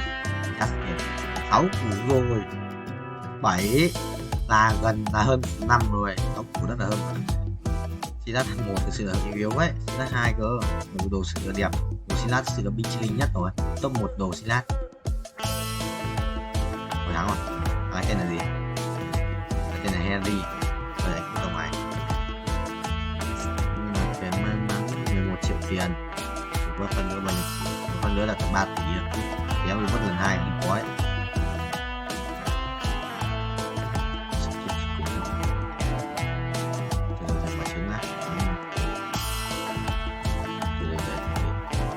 Có xin lát này. Anh là kẻ may mắn. Là liêu. Anh là kẻ may mắn. Đây à. Rồi, em mới bên kia mua một thêm một phần nữa là 2. Nhưng mà trứng là trứng ra 2 củ. Anh sẽ mở 5 quả. 5 quả trứng, còn lại sự bình nóng 2 củ mà không hơn trứng kia nhiều sẽ giống ngu ấy. Quá mình thích kìa. Epic rồi à. Mình sẽ cầm con Legendary ấy. Không, 2 con Epic rơi vàng. Rồi, con Rhea. Nhiều Rhea. Nhiều Rhea tiếp. Đánh mất mấy lần thì sẽ ra. Rồi, thích. Dấu chủ vương mà lưng chứ. 7,5 ạ, chôn không? Rồi. Cái này nó 7,5 rồi chôn.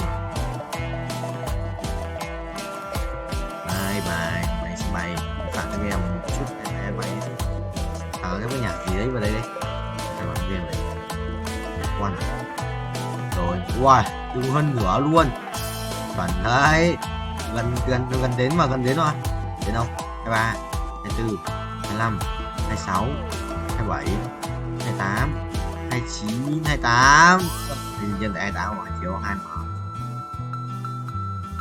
gần đến là thằng kia bay 4 vòng cái này rồi. Thực sự là bởi vì tận 4 tỷ mà đéo em mà kiếm tiền nhanh à? Và sao? Thầy thầy đây à? Cái đang ở đoạn này à? Đoạn này mình vô này mình phải lên được cái gì đây sao đéo mình chưa? Phải bay tiếp thầy spam bay bay tua thầy ơi hút nghiệp tức phút nhập tức không chứ có sao hành tinh nhân rồi mình ở hướng khác rồi ôi à đây mà đúng rồi nhưng mà nó quay đồng dưới là cũng đồng dưới này sẽ chôn không chôn đấy anh sẽ tham bay liên tục mà đã 1 tỷ tiền anh quay ra con xịn hơn thì yes sir Mr. Broccoli rồi đi ngoài bài tiếp đây spam bay luôn với em mày nó gầm đấm ta gầm 23 mẫu anh đã thành một người khác ai ra ngộ không đồ tanh đi xét con rồi không cần đồ tanh đi không cũng đi Lee Sin hoặc là Yasuo trong 2 đồ tanh Yasuo nhá anh chỉ phạm Yasuo nhá chỉ cần Yasuo hơn đây rồi wow thà bay hết tốc lực cho thầy 24 triệu hoặc 30 triệu ai chỉ qua được hơn 10 đấy bay một lần nữa cho lên 50m đi một lần nữa cho lên 50m nhầm mà 4m